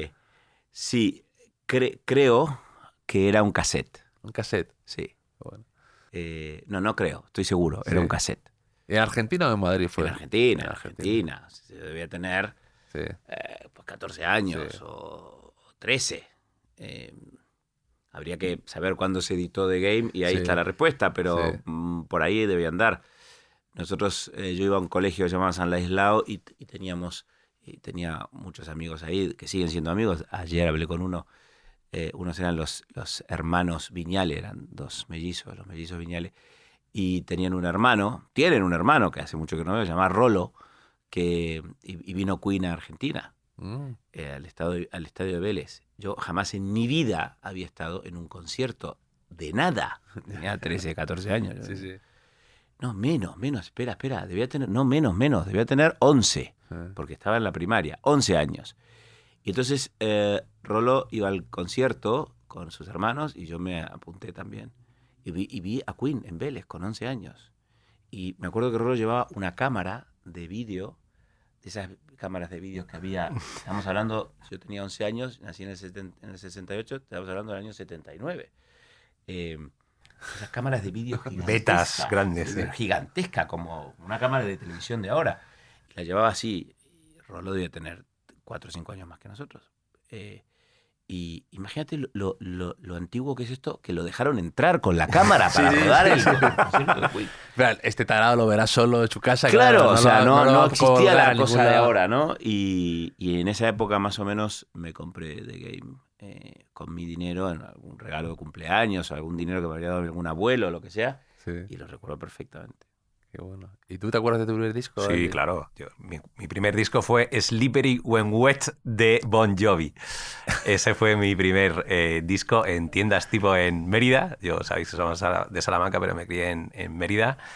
Y me acuerdo de aquella, y ahora que se puede decir, fue el primero que me compré y que no devolví, porque debo decir que hacía una práctica en 2 o 3 sitios que el que cogía 2 que me gustaban, pero no mucho, me grababa la cinta y... Vaya pirata primitivo. Sí.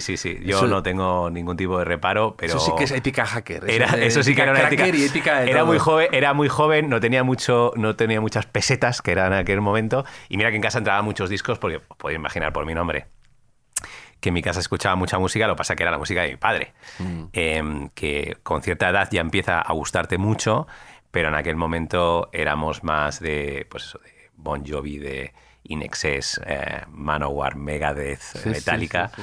y luego ya con el paso del tiempo uno ya va teniendo sentido común y empieza a escuchar la música que también le gustaba a tu padre. Qué bueno. Estoy buscando aquí en Google lo de Queen, y fue el 30 de junio de 1980, el lanzamiento de Queen. Ah, de el The The Game. Game. Qué bueno. Y un hotel, aquí es un podcast que se llama Hotel Jorge Juan, un hotel favorito que tengas o uno que te haya gustado en esos viajes que has hecho por el mundo, especial o distinto. Sí, pues soy muy fanático del Soho House. En una época de mi vida, en la época de BBDO, de Contrapunto, me tocó ir bastante seguido a Nueva York, y alguien de la agencia de Nueva York me dijo, vamos a ir a un sitio que acaba de abrir. Soho House es una cosa muy especial que empezó en Londres y enseguida abrió en Nueva York.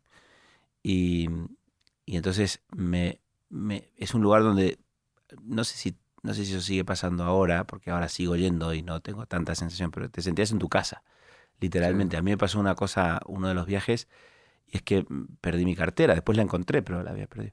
Y entonces el Nick, que era el chico de recepción de ahí, el jefe de recepción, me dio un sobre con $300 o no me acuerdo, pero con suficiente dinero.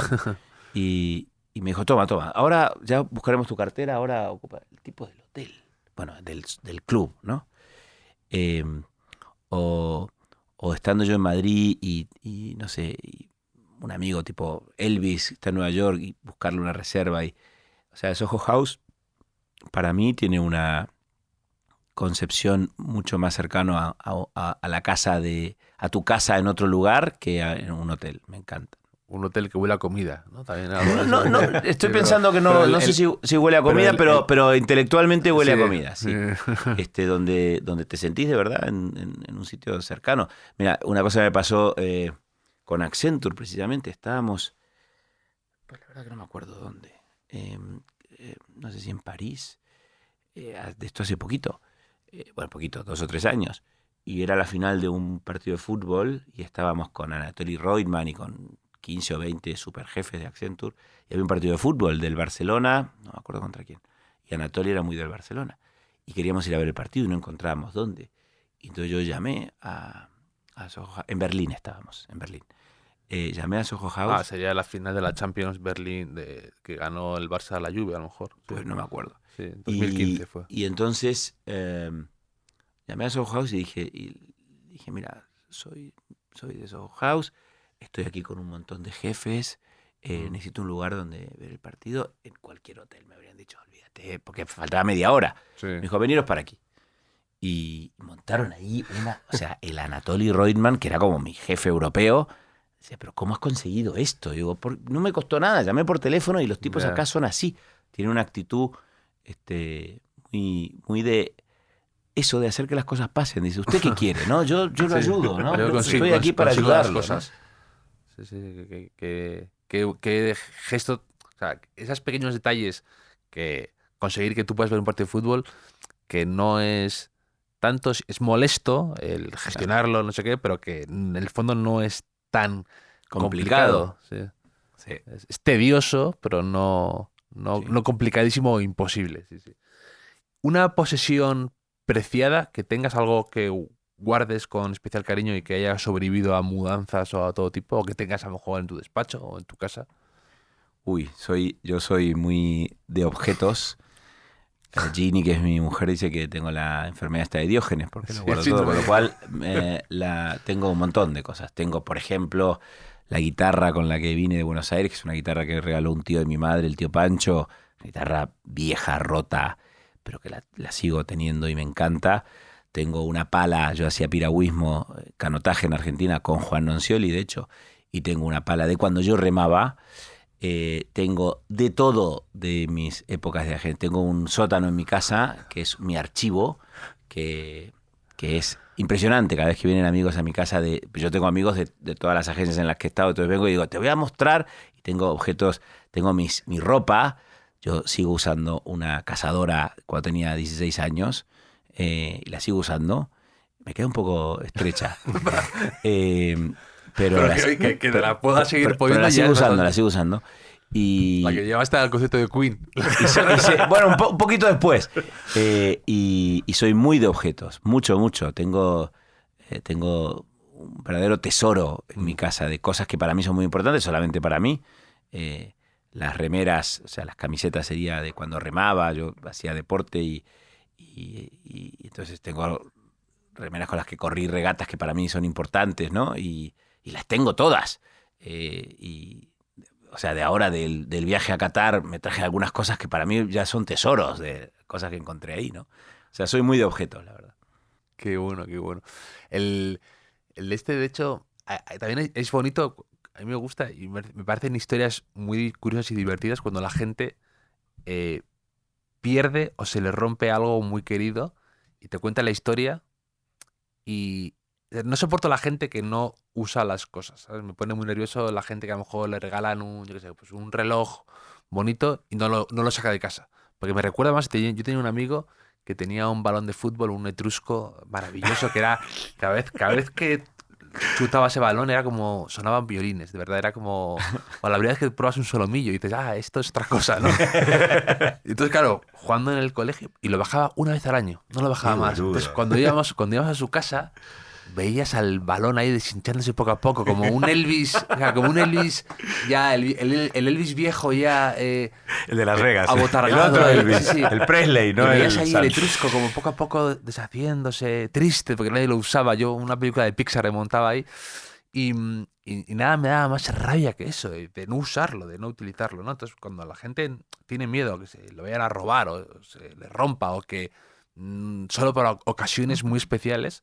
Me pone muy nervioso, porque aparte digo eso siempre, me gusta cuando la gente, o sea, es una faena perder o que se te rompa algo, pero ya tienes una historia de contar. Claro. Eso. Y también es bonito, luego cuando la gente te cuenta la historia, siempre son muy divertidas.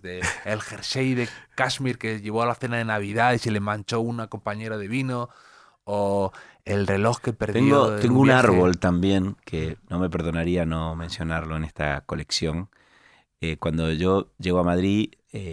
con la historia del tren y tal, antes del Escorial durante unos meses viví en un apartamento que me daba la compañía que me trajo, y en Argüelles, en la calle Juan Álvarez de Mendizábal, 46.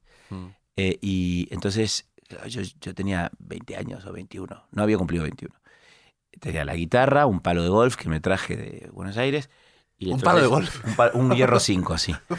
¿Con eso? Sí, bueno, cada uno con lo que puede. Claro, porque los otros, mis hermanos no me lo dejaron traer. Como la peli de Kevin Costner, esta que hace de golfista y acaba sacándola del bunker con el rastrillo del bunker. Sí, yo tenía un hierro 5, sí. Bueno, y entonces, pues claro, yo a los 21 años vos no pensás en nada. yo vine aquí porque me hicieron una oferta de trabajo y Sí, sí. yo qué sé, eran las Olimpiadas 2 años después y yo había remado y mis compañeros de selección iban a venir a las Olimpiadas. Yo quería ver, bueno, yo pensaba en eso, ¿no? Y entonces llego al apartamento, y está en un apartamento, un estudio muy chiquitito y no había nada. Entonces digo, bueno, viene una señora que se ocupaba de ayudarme así con la limpieza y tal, y me dice, necesitamos una tabla de planchar. Y entonces me voy al Corte Inglés de Princesa, caminando, y compro la tabla de planchar, y entonces había un árbol, un ficus chiquitito, así como de 50 centímetros, y entonces compré el ficus y la tabla de planchar. Entonces iba caminando por la calle y pasé delante de un escaparate, y eso que miras y te ves en el escaparate, ¿no? Como sirve de espejo. Entonces me vi, tenía 20 años, me vi con una tabla de planchar y un árbol. Boludo, yo digo, ¿qué estoy haciendo aquí? Porque claro, vos pensar a alguien de 20 años, que no es mi ciudad, que no, ¿qué he hecho, no? Sí. Y entonces, bueno, nada, pero de repente me visualicé, porque yo nunca me había visto a mí mismo, y me vi con la tabla de planchar y el arbolito, ¿no? La plantita. Dices, no llego a las Olimpiadas, así. Claro, digo, ¿viste cuando de repente tomás conciencia, no? Bueno, y entonces, bueno, nada, mi vida siguió, y ese árbol hoy mide... Es grande como este lugar en el que estamos, está en uno de los salones de mi casa, y yo lo llamo el árbol fundador. Porque ese árbol estaba conmigo, o sea, no sabes la maceta que tiene y el tiesto, como se dice aquí, el tiesto que tiene, el árbol mide 3 metros. Es ese árbol, el mismo árbol, ha hecho unas raíces, entonces yo lo quiero mucho. Y hay que entrarlo en invierno porque hace mucho frío en Madrid, entonces hay que... Solo lo saco al jardín en verano y lo entramos a casa en invierno, que no hay donde meterlo en casa. Pero yo lo llamo el árbol fundador. ¿Por qué? Porque es el árbol que estaba, o sea, ese árbol empezó conmigo, ¿entendés? O sea, Precioso. y sí, no quería dejar de decirlo. La tabla de planchar no llegó. La tabla de planchar no sé qué fue. La tabla de planchar y el hierro 5 se quedaron por el camino, pero el árbol fundador se mantiene. Qué bonita la historia de ese ficus, que no sabía que tuvieran ese... O sea, que se desarrolló el tipo. Que yo creo que no es normal lo que le pasó a ese árbol, porque lo normal es que se seque, no que se muera. No sé, es inmenso. Ni a ti tampoco. O sea, cuando vengáis a casa, los dos sobrevivisteis. Voy a mostraros el árbol. Qué bueno, qué bueno. Y un punto de inflexión en tu vida, ese momento a lo mejor en el que cambiara el rumbo, a lo mejor un poco el del tren que has comentado, ¿o otro punto de inflexión que tú recuerdes? Bueno, yo creo que cambió mi vida. Mi vida cambió muchas veces, pero sin duda venir a España, ¿no? O sea, yo amo Argentina y soy argentino, y cuando yo hago un chiste que ahora parece menos chiste, pero siempre digo, cuando hay alguien que vive en muchos lugares, es el típico amigo que dice, no, ya nací en Sudáfrica, luego viví en México, pero luego estuve en Londres y luego no sé qué, dice, bueno, pero cuando llega el Mundial, Sí. y digo, bueno, cuando llega el Mundial yo soy argentino. Sí. O sea, y Elvis lo sabe porque nos metemos el uno con el otro mucho. Pero yo tengo todo que agradecer a España, ¿no? Yo llegué a España con 20 años, como acabo de decir, y por tanto soy argentino, pero no soy un publicitario argentino, soy un publicitario español, porque mi carrera, o sea, yo en Argentina trabajé casi 3 años, estudié la carrera en Argentina, pero me he hecho como profesional en España, y por tanto yo creo que el día que yo decido aceptar aquella oferta sin saber muy bien lo que estaba aceptando, en el fondo, porque con 20 años, y vengo a España, eso a mí me cambió la vida, y creo que ese es el gran punto de inflexión. Hablando antes has comentado el tema de Italia con todo lo que ha habido y demás. Ahora también hablas de Argentina y hablas de España. Me parece interesante también que habéis trabajado en campañas políticas, ¿no? También has trabajado. ¿Cómo es eso? Porque alguna vez lo he pensado, ¿no? Cómo tiene que funcionar detrás y cuál es la forma de llevar a cabo la estrategia o de formalizarlo. Me parece un mundo interesante y complejo. ¿Tú cómo lo has llevado y qué te interesa de ese mundo? Bueno, me interesa mucho. Yo siempre digo que las campañas electorales son al marketing lo que la Fórmula 1 a la automoción, ¿no? Una campaña electoral es un proceso apasionante donde donde confluyen una serie de características que la hacen única. Primero, claramente hay ganas o no ganas, ¿no?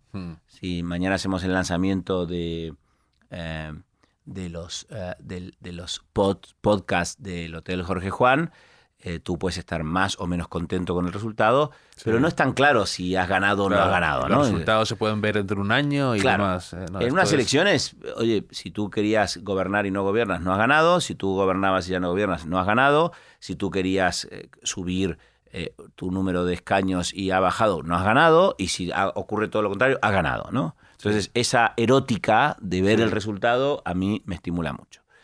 El segundo gran cambio es la velocidad.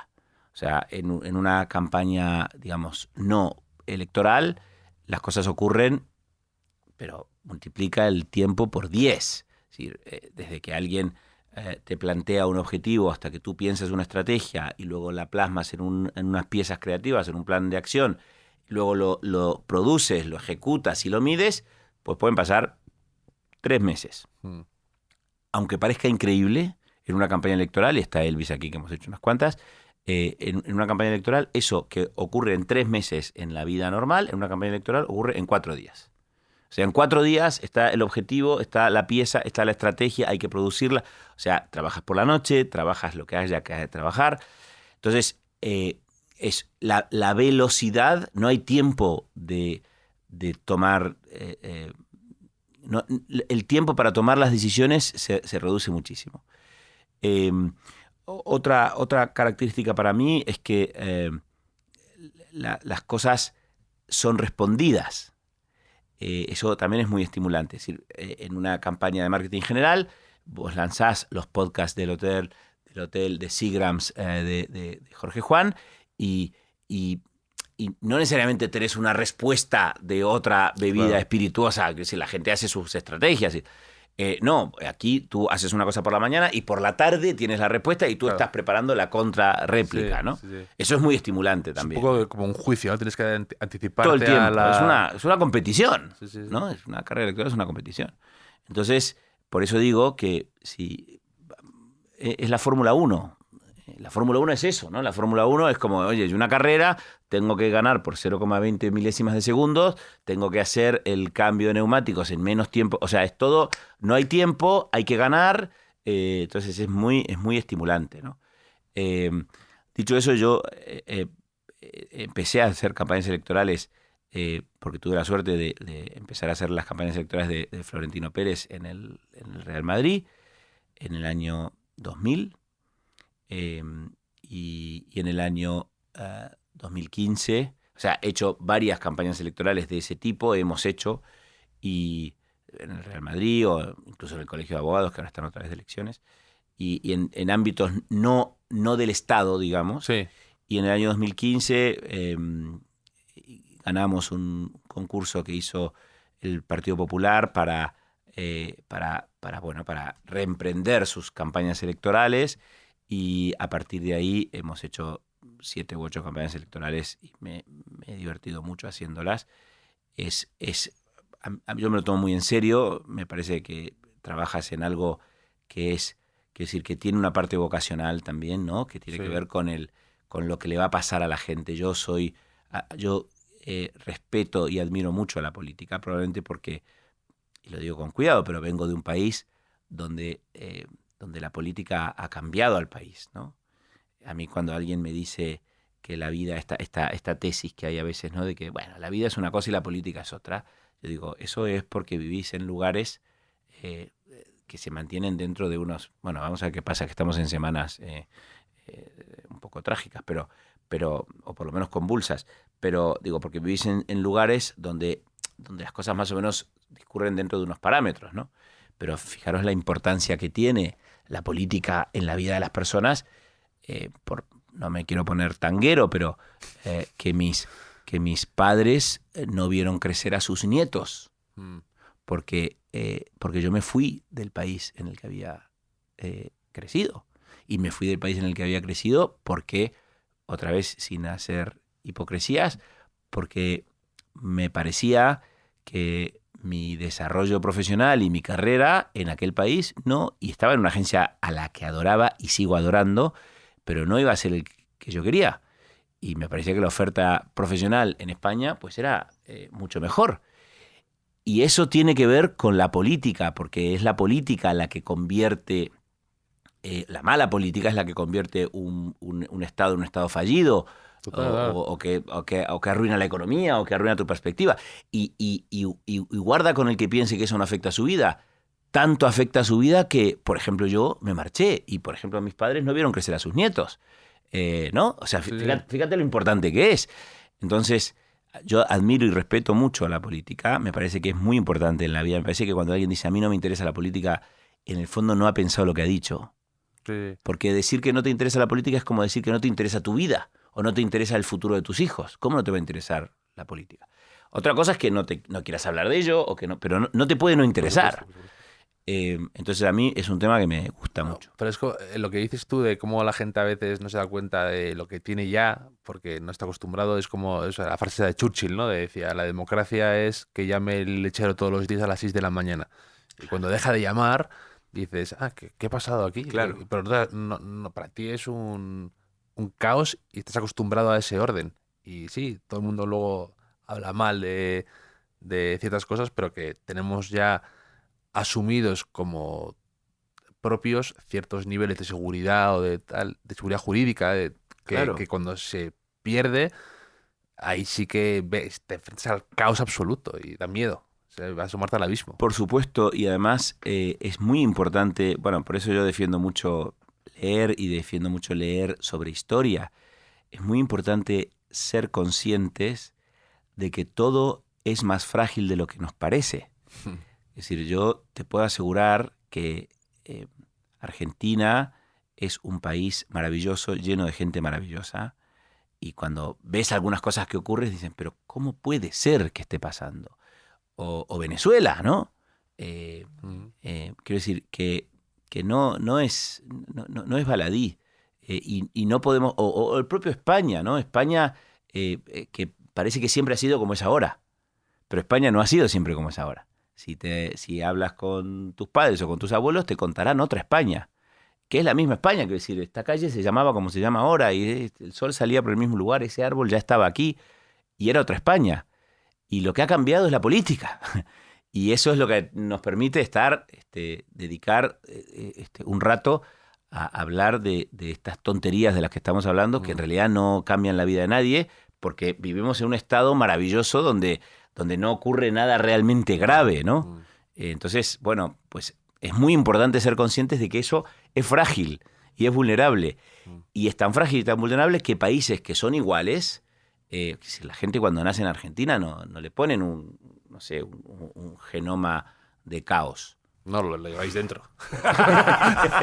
Eso decía en una mesa redonda que hizo El País hace muchos años, cuando el primer corralito del 2001, Valdano, que es amigo ahora, pero decía que yo lo definiría así, decía, es como si tú coges el sur de Italia, ¿no? Lo coges en unas plataformas, claro, el sur de Italia tiende al caos, pero como está dentro de Italia, está dentro de Europa, como la cosa se controla, ¿no? Sí. Pero si tú ¿no? coges Nápoles, entonces lo coges en unas plataformas, ¿no? Y los transportas con unos helicópteros, decía Jorge, y lo llevas al sur de Australia, ¿no? Y esperas 200 años y vuelves a ver qué pasó. Dice, Argentina, ¿no? Pero no, en serio les digo que, por ejemplo, ahora con lo que hemos visto anoche, ¿no? De estas escenas tremendas, ¿no? De la gente tirándose de los puentes, las celebraciones, no sé qué.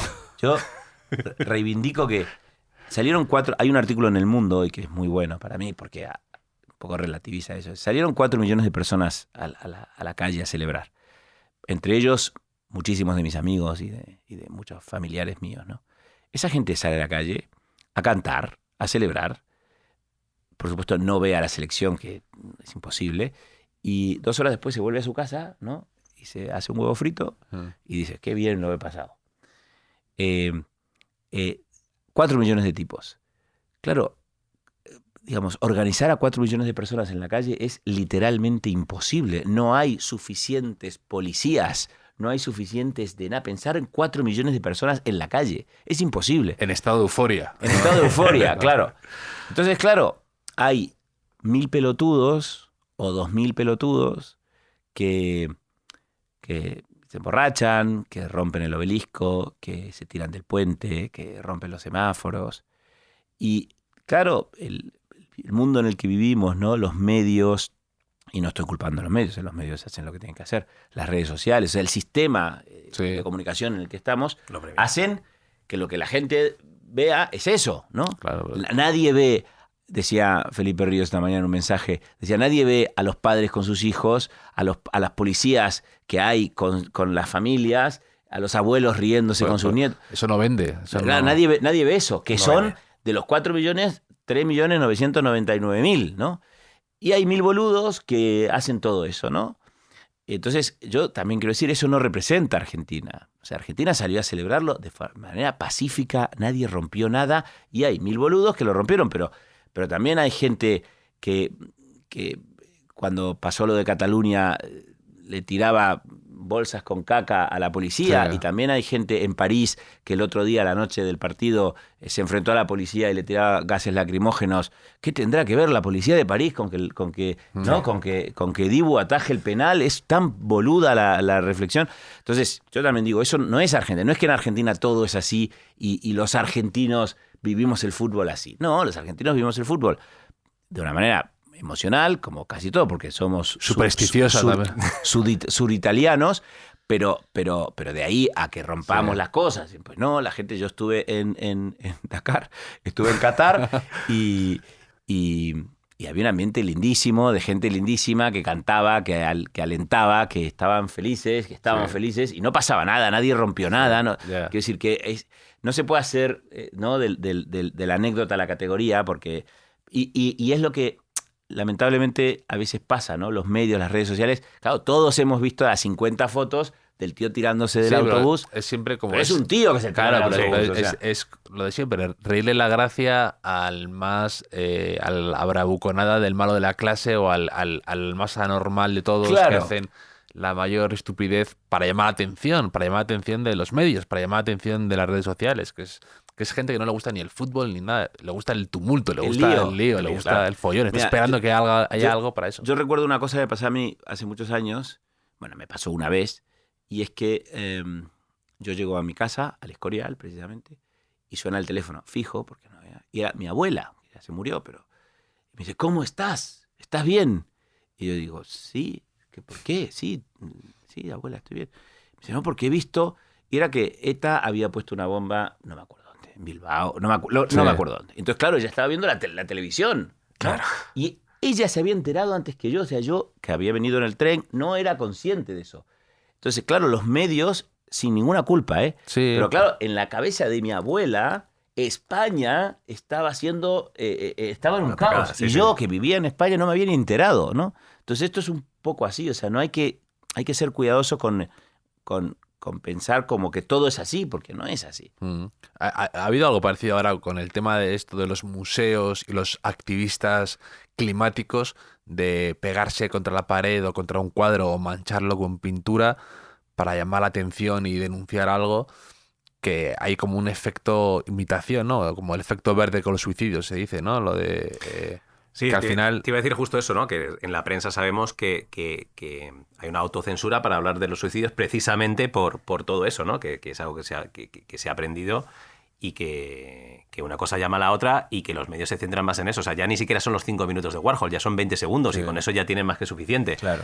Si vivimos en un mundo que todo eso se está canibalizando y bajo mi punto de vista, aquí no soy nada optimista de hacia dónde vamos. No, es una experiencia absolutamente enriquecedora vivir una noche electoral, preparar un debate. Claro, todos hemos visto debates. Pues tú un día te encuentras con que estás ayudando a preparar el debate de la televisión, de cómo empiezas, Claro. de cómo cierras, de qué argumentos, de cuál es... pensando como el contrario para Efectivamente. tú adelantarte a eso también, claro. Claro, es que hemos vivido cosas que cualquiera que le guste la comunicación dice, no, es que ahora puedes participar en eso. A veces participábamos del 100% un 3% y a veces que hacíamos el 70%. Pero para cualquier persona que se dedique a comunicación serían unas cosas que tendrían que hacer. Lo que sí querría decir es que yo he estado en contacto con políticos durante los últimos 10 años, en algún caso muy en contacto, y durante periodos de tiempo limitados, ¿no? Porque, quiero decir, porque es lo que dura la campaña, ¿no? Que 3 meses, 4 meses. Y como es muy habitual hablar mal de los políticos, ¿no? Entonces yo digo, no sabes lo que trabajan. Y no, o sea, y no digo que no cometan errores, porque seguro que los cometen, es evidente, pero cualquiera que esté cerca de un político, un familiar, un amigo, te lo puede confirmar. O sea, no hay límites, no hay el esfuerzo que le ponen y por claro, la gente es muy fácil decir, bueno, pero es que los políticos que se corrompen, bueno, pero es que esos son los que se corrompen. Pero convengamos en que la mayoría no se corrompe y tienen unas remuneraciones ridículas comparado con la responsabilidad que tienen y comparado con la media del mercado. Y le echan horas y le echan esfuerzo a niveles, o sea, no hay fines de semana, no hay noches, no hay nada. Y digo, a mí siempre me pareció admirable, ¿no? Digo, porque es raro, porque está de moda no admirar a los políticos, ¿no? Eso yo creo que la sociedad es uno de los grandes cambios, ¿no? O sea, yo, quiero decir, hace 50 años tú tenías un abuelo o un padre que era, no sé, senador o... Sí, ser ministro era... Claro, eso, ¿no? tenía Y una ahora, connotación. depende del ambiente que te mueves, hasta puede no ser algo que le quieras contar a tus amigos, ¿no? Sí, sí. Y No le digas no le digas a tus amigos que mi padre es ministro, diputado que trae- cree que soy un Exacto, pianista de lo un que- burdel, que diría exacto. Seguela, ¿no? Claro. Entonces, vale la pena, ¿no? Porque yo creo que se ha como establecido un relato ahí, ¿no? Y vale la pena tener pensamiento crítico y mirar el otro lado y no hacer un discurso de brocha gorda, ¿no? Cualquiera que esté cerca de un dirigente político, entendiendo que la inmensa mayoría no se corrompe, que es así, dices, bueno, pues habría como que agradecerles de vez en cuando también, porque por muy poco dinero hacen mucho, ¿no? Y dices, y a nadie se le pasa por la cabeza eso. Y dices, ¿por qué? ¿No? Si cuando un señor es el no sé, el director de producto de una Coca-Cola, no me quiero meter con Coca-Cola, que los quiero mucho, pero pues hace todo lo que puede para que se vendan más Coca-Colas que Pepsi, ¿no? Y a todo el mundo le parece bien, de hecho nos parece admirable. Y sin embargo, cuando un político trabaja probablemente por mucho menos dinero, muchas más horas, para intentar que la sociedad mejore y no sé qué, en lugar de agradecérselo, lo criticamos y decimos que es un satán, ¿no? Y dices, ¿pero por qué? ¿No? ¿Por qué ¿por qué no paramos un minuto y pensamos, no? Sí, además es el efecto péndulo ese, ¿no? De pasar de admirar a denostar. Y luego cuando Claro. la gente quiere mucho a alguien, de repente hay que volverle a atizar. Es muy raro, pero también, por ejemplo, es muy interesante también desde un punto de vista de publicidad o de estrategia, ya no hablando solo de política, pero cómo conseguir que las cosas vuelvan, entendedme, a molar, ¿no? O sea, cuando a lo mejor puede pasar con un partido político o con una marca de zapatillas o con Loewe o con Mercedes o con lo que fuera, revitalizar marcas que a lo mejor parecían atascadas o que ya no estaban en la conversación o que no las veías por la calle y de repente llega alguien de publicidad, alguien creativo, alguien con... Y de repente saben volverlo a poner en boca de todos o cambiar la percepción que tenemos los demás. Y eso trabajo que pasas de un momento a otro, con todo lo que hay detrás, es muy difícil de cuantificar, ¿no? El qué hacer que de repente veas una zapatilla sin parar por la calle, ¿no? Aparte de un tema simplemente de moda, hay algo más ahí detrás. Y eso, desentrañarlo sí me parece interesantísimo. Es que lo es. Es que influir, antes dijiste que la palabra influir tenía ¿no? Tiene un ángulo que puede ser negativo, pero influir en lo que la sociedad o un grupo dentro de la sociedad piensa o siente o hace respecto a una marca es apasionante desde el punto de vista intelectual. Y es exactamente como lo has dicho. Dices, oye, ¿qué relato, todo lo que hacemos, todo lo que hace una marca, todo lo que hace una persona, comunica, ¿no? Todo dice cosas de ti. Lo que haces y lo que no haces, lo que dices y lo que no dices, ¿no? Entonces, pensar premeditadamente qué cosas tienes que hacer, decir, no hacer y no decir para que lo que la gente piense de ti, la que la gente sienta respecto a ti, sea lo que tú quieres, es apasionante. Cuando eso es está planificado, digamos, ¿no?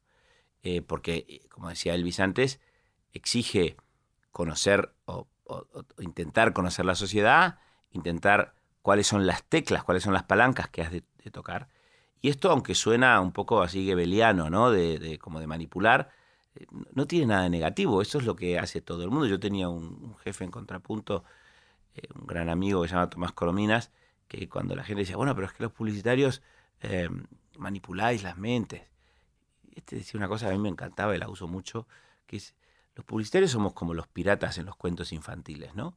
Que un barco pirata se va a acercar a un barco que no es pirata, lo va a abordar, pero lo primero que hace es le avisa que es pirata. Es decir, pone una bandera, ¿no? Con unas tibias y una calavera y dice, soy pirata, yo voy a por ti, ¿no? Claro, la publicidad es blanca en el sentido de que todo el mundo sabe que es publicidad. O sea, cuando vos ves un anuncio de un coche que te dice que el coche es genial y que si tú te lo compras vas a ser muy feliz, es casi infantil pensar que eso no es decodificado por alguien como, bueno, pues esto es publicidad, ¿no? Entonces, la manipulación no es tal, en el sentido de que vos izás la bandera diciendo mucho más peligroso el mal periodismo, ¿no? Que desde una pretendida o declarada neutralidad no es neutral. Eso es manipular. Pero la publicidad, por definición, no manipula, porque es publicidad, ¿no? Es decir, nadie, el momento en que esto abre, me imagino, con un audio diciendo que esto es de Seagram's, a partir de ese momento la gente entiende que si yo dijera ahora que Seagram's me parece la mejor bebida del mundo, pues hay que relativizar eso porque estamos en un entorno que es de Seagram's. Lo que es terrible es que yo me presente como un catador de bebidas espirituosas neutral y que porque una bebida me ha pagado, yo diga que la mejor es esa bebida, ¿no? Eso sí, pero es que la publicidad por definición no es neutral y por tanto no hay, ¿no? Otra cosa es que dices, hombre, la publicidad no puede ser engañosa, claro que no. No debería, ¿no? Sí, claro. Estamos ahora viendo todos muy divertidos el documental de Pepsi con lo del avión, ¿no? Se lo mandé a Elvis para que y claro, yo recuerdo esa campaña. Yo trabajaba en BBDO. No tengo nada que ver con esa campaña, pero yo trabajaba en BBDO en ese momento. De hecho, se lo he mandado a gente que sí tuvo que ver con esa campaña, con la declaración de esa campaña en España. Y claro, la publicidad, a veces nos equivocamos, ¿no? Pero la publicidad como profesión no manipula. La mala publicidad puede ser engañosa, la mala publicidad, pero esa es la mala, igual que el mal periodismo. Pero la publicidad no manipula porque, by definition, by design, que dirían los anglosajones, pues es parcial, ¿no? No es neutral.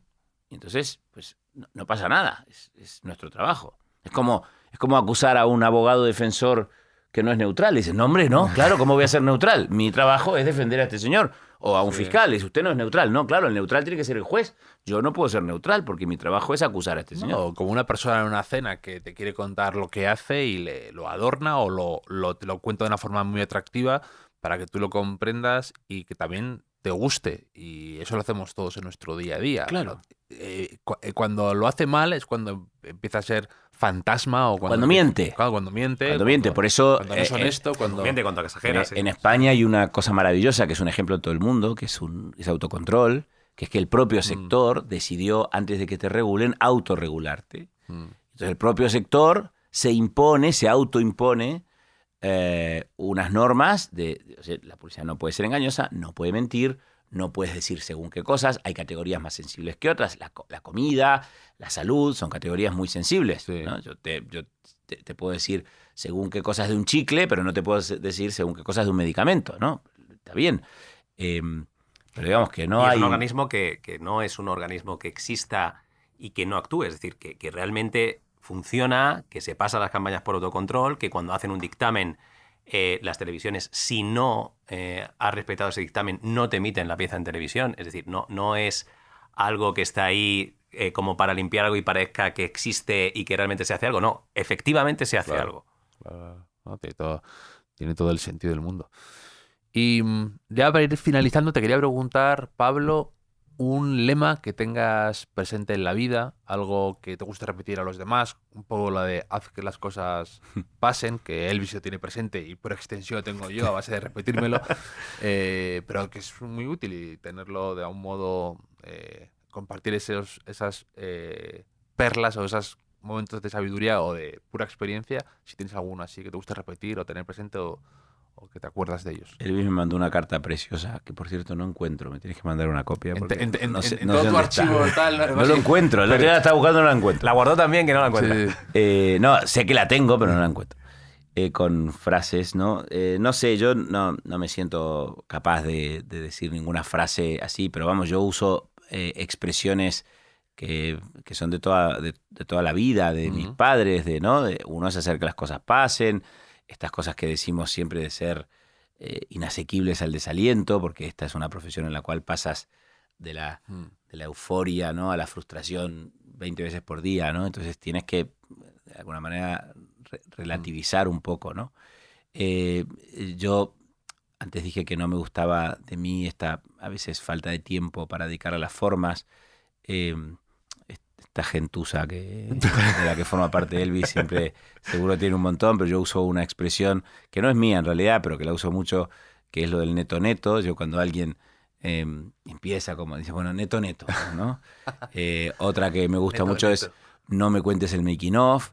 La gente que trabaja conmigo viene y te explican todo el proceso por el cual algo no pasó. Digo, no me cuentes el making of. Pasó, no pasó, ¿qué vamos a hacer? Pero no me cuentes porque la gente se recrea mucho en el making of y dice, dale, ¿no? Entonces, bueno, cosas que seguramente la gente que trabaja conmigo se podría responder más fácilmente que yo.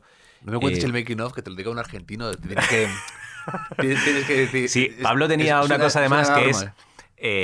cuando tú hablabas con él, si hablamos en términos de plano americano, tenía un azulejo detrás, que no sé si ahora en Enes también lo has puesto o no, que ponía Dios bendiga a quien no me haga perder el tiempo. Entonces tú, claro, estar contando algo a alguien que todo el rato, como una mosca, La espada de Damocles, lo tenías detrás, era muy complicado. Yo de las de Pablo me ha gustado siempre mucho una, yo que tiendo a hablar mucho y a veces ser un poco kamikaze con lo que digo, que era ser mejor lechuza que el loro, y me la ha aplicado mucho, y sobre todo en las negociaciones. Me la ha aplicado muchísimo. Esa la decía, yo la aprendí de Luis Aguado. Es mejor ser lechuza que loro, sí. Claro, te das cuenta, son muchas. Yo cuando le escribí esa carta le puse como las 10 grandes frases que había aprendido. Y no me las has preguntado, pero mi padre escucha estas cosas y le hace mucha ilusión. Yo tuve durante en la época que estuve estudiando en casa, desde primero de BUP, una frase que mi padre además tiene una caligrafía preciosa, cosa que yo no he heredado. Y me la puso en mi mesa de estudio. Llegué un día y la vi. Y ha sido, como siempre, la frase que me he repetido de intentar no hacer nada de lo que ponía esa frase. Era de Colin Powell, que fue, como sabéis, durante muchos años secretario de Estado de Defensa y demás, y que decía, no existen secretos ocultos para conseguir el éxito y no conviene perder el tiempo buscándolos. El éxito es el resultado directo de la perfección, el aprender de los fallos, la lealtad para quienes trabajas y la persistencia.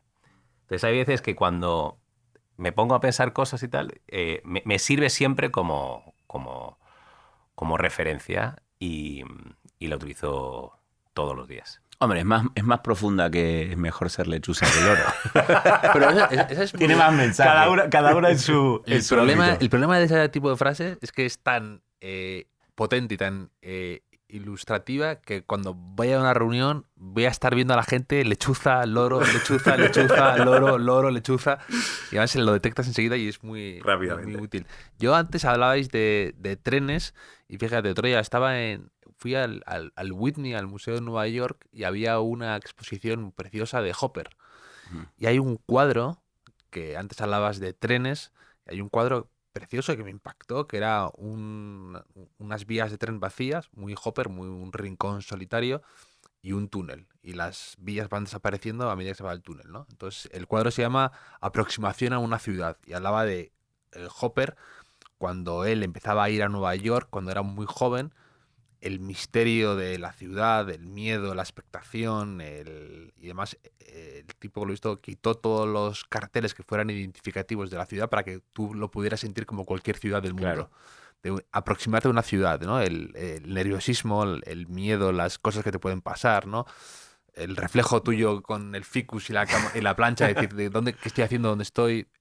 Y eso me parecía tan bonito y me recordó aún por el tema de las vías de tren y de los trenes, probablemente al consejo que yo más tengo presente, que me dijo mi padre hace muchos años, que es no puedes coger 2 trenes por la misma vía, ¿no? Hablando de cuando a veces quieres hacer varias cosas a la vez o acabar en 2 destinos, no, por pasos. Primero llegas a este sitio y desde ahí puedes llegar a otro, pero no puedes querer por acortar y por ganar tiempo y por querer engañarte a ti mismo, coger 2 sitios, a llegar a 2 sitios por la misma vía, ¿no? El tren hay uno y por la misma vía.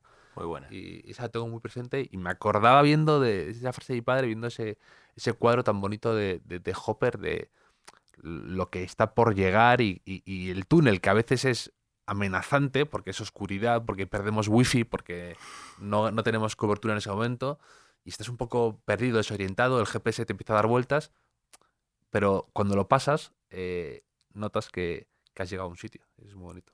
Precioso. Así que nada más, que ha sido un placer tomarme una copa con vosotros, con Pablo y con Elvis, como siempre, y aprender un poco de gente como vosotros, que me gusta un poco cómo veis el mundo, vuestras inquietudes por vuestra profesión, por cómo os aproximáis a las historias y a las ciudades, como diría Hopper. Y me lo pasa fenomenal con vosotros, como siempre. Y te deseo muchísimos éxitos en Ernest, ahora que habéis empezado a romper cosas, que es un lema que me gusta mucho, ¿no? Lo de romper. Sí. Bueno, pues gracias a ti, gracias a Elvis por pensar en que esto tenía algún sentido para alguien. Y yo me he sentido muy cómodo. Me he olvidado que estabas grabando, que es la mejor señal de que algo sale bien.